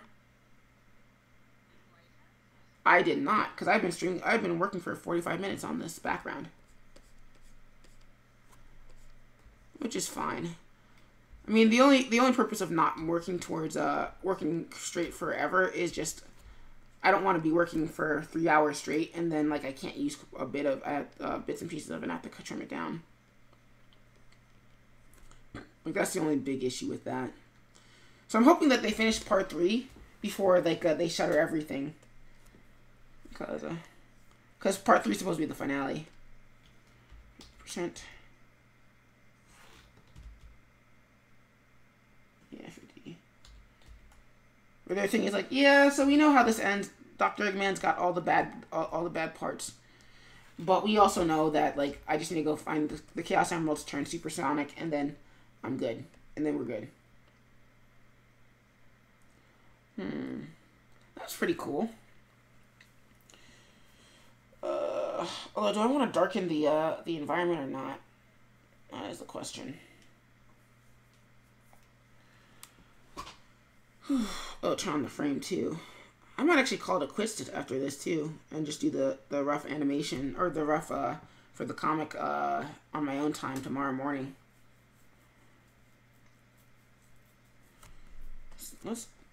Let's darken that up just a little bit. 75. Oops. 75.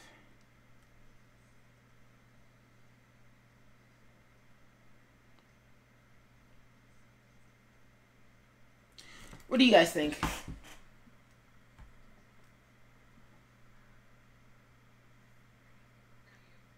Yeah, I figured.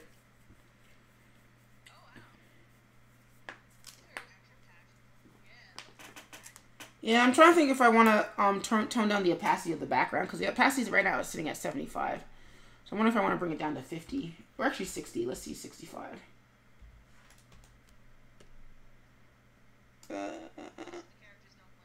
Yeah.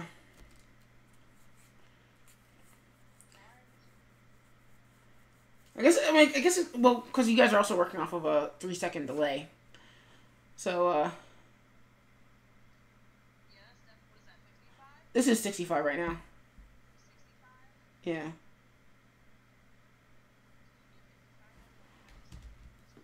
Sure.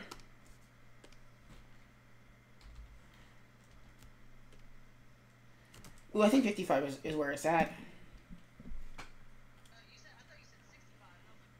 No, I brought it down. It was at 65, and you requested 55, so I brought it down to 55, and I think that's working a lot better.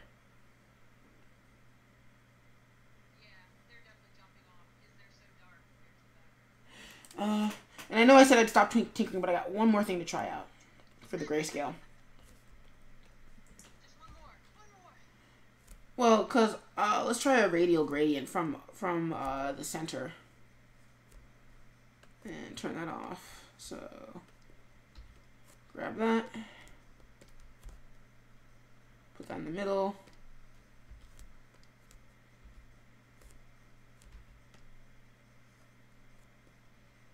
And make that a little bit wider, yeah.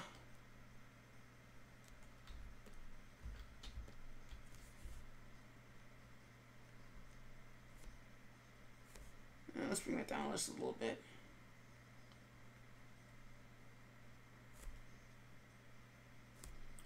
Apparently, I zoomed out as Flash will let me be for the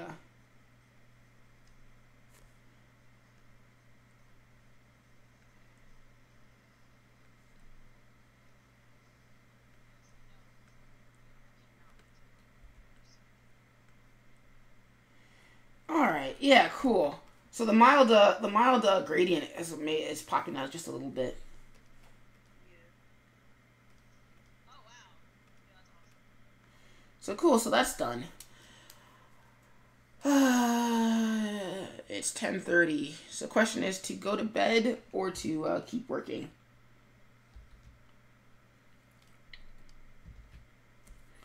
Well, first I'm going to hit stop recording and export this as an image. So stop recording.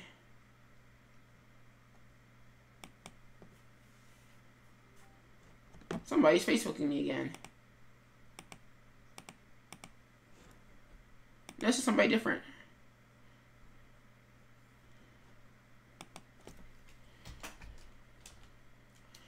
So, to keep working or to call it a night. Well, because like the spoiler alert, the next strip is the castle not the castle, the factory falling over, and that's not going to be too complicated because what I'm supposed to do for the night is to get the thumbs done and then do ink and paint on Wednesday and then do animation on Friday. Then again, also my gut tells me that if I'm thinking about calling it quits now, I should probably call it quits now, rather than waiting until tomorrow. I mean, waiting until like midnight where I'm just like grumpy and tired at the same time. So I think I'm gonna call it quits on the stream. Oh, but then of course the question is I'm not gonna I don't know if I'm gonna be here on stream on Wednesday because it's the drinking draw. And I don't know, regardless of whether you're going or not, Jiggy, I think I'm going to go. Cause, alright. Thanks for popping by. Yep.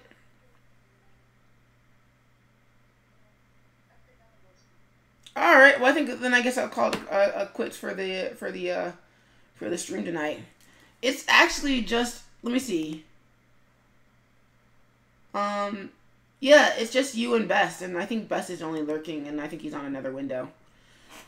So, I guess I'm gonna call it a night. If anybody's watching this on the delay for on YouTube, my next stream should either be Wednesday, June 7th, or it'll be Friday, June 9th.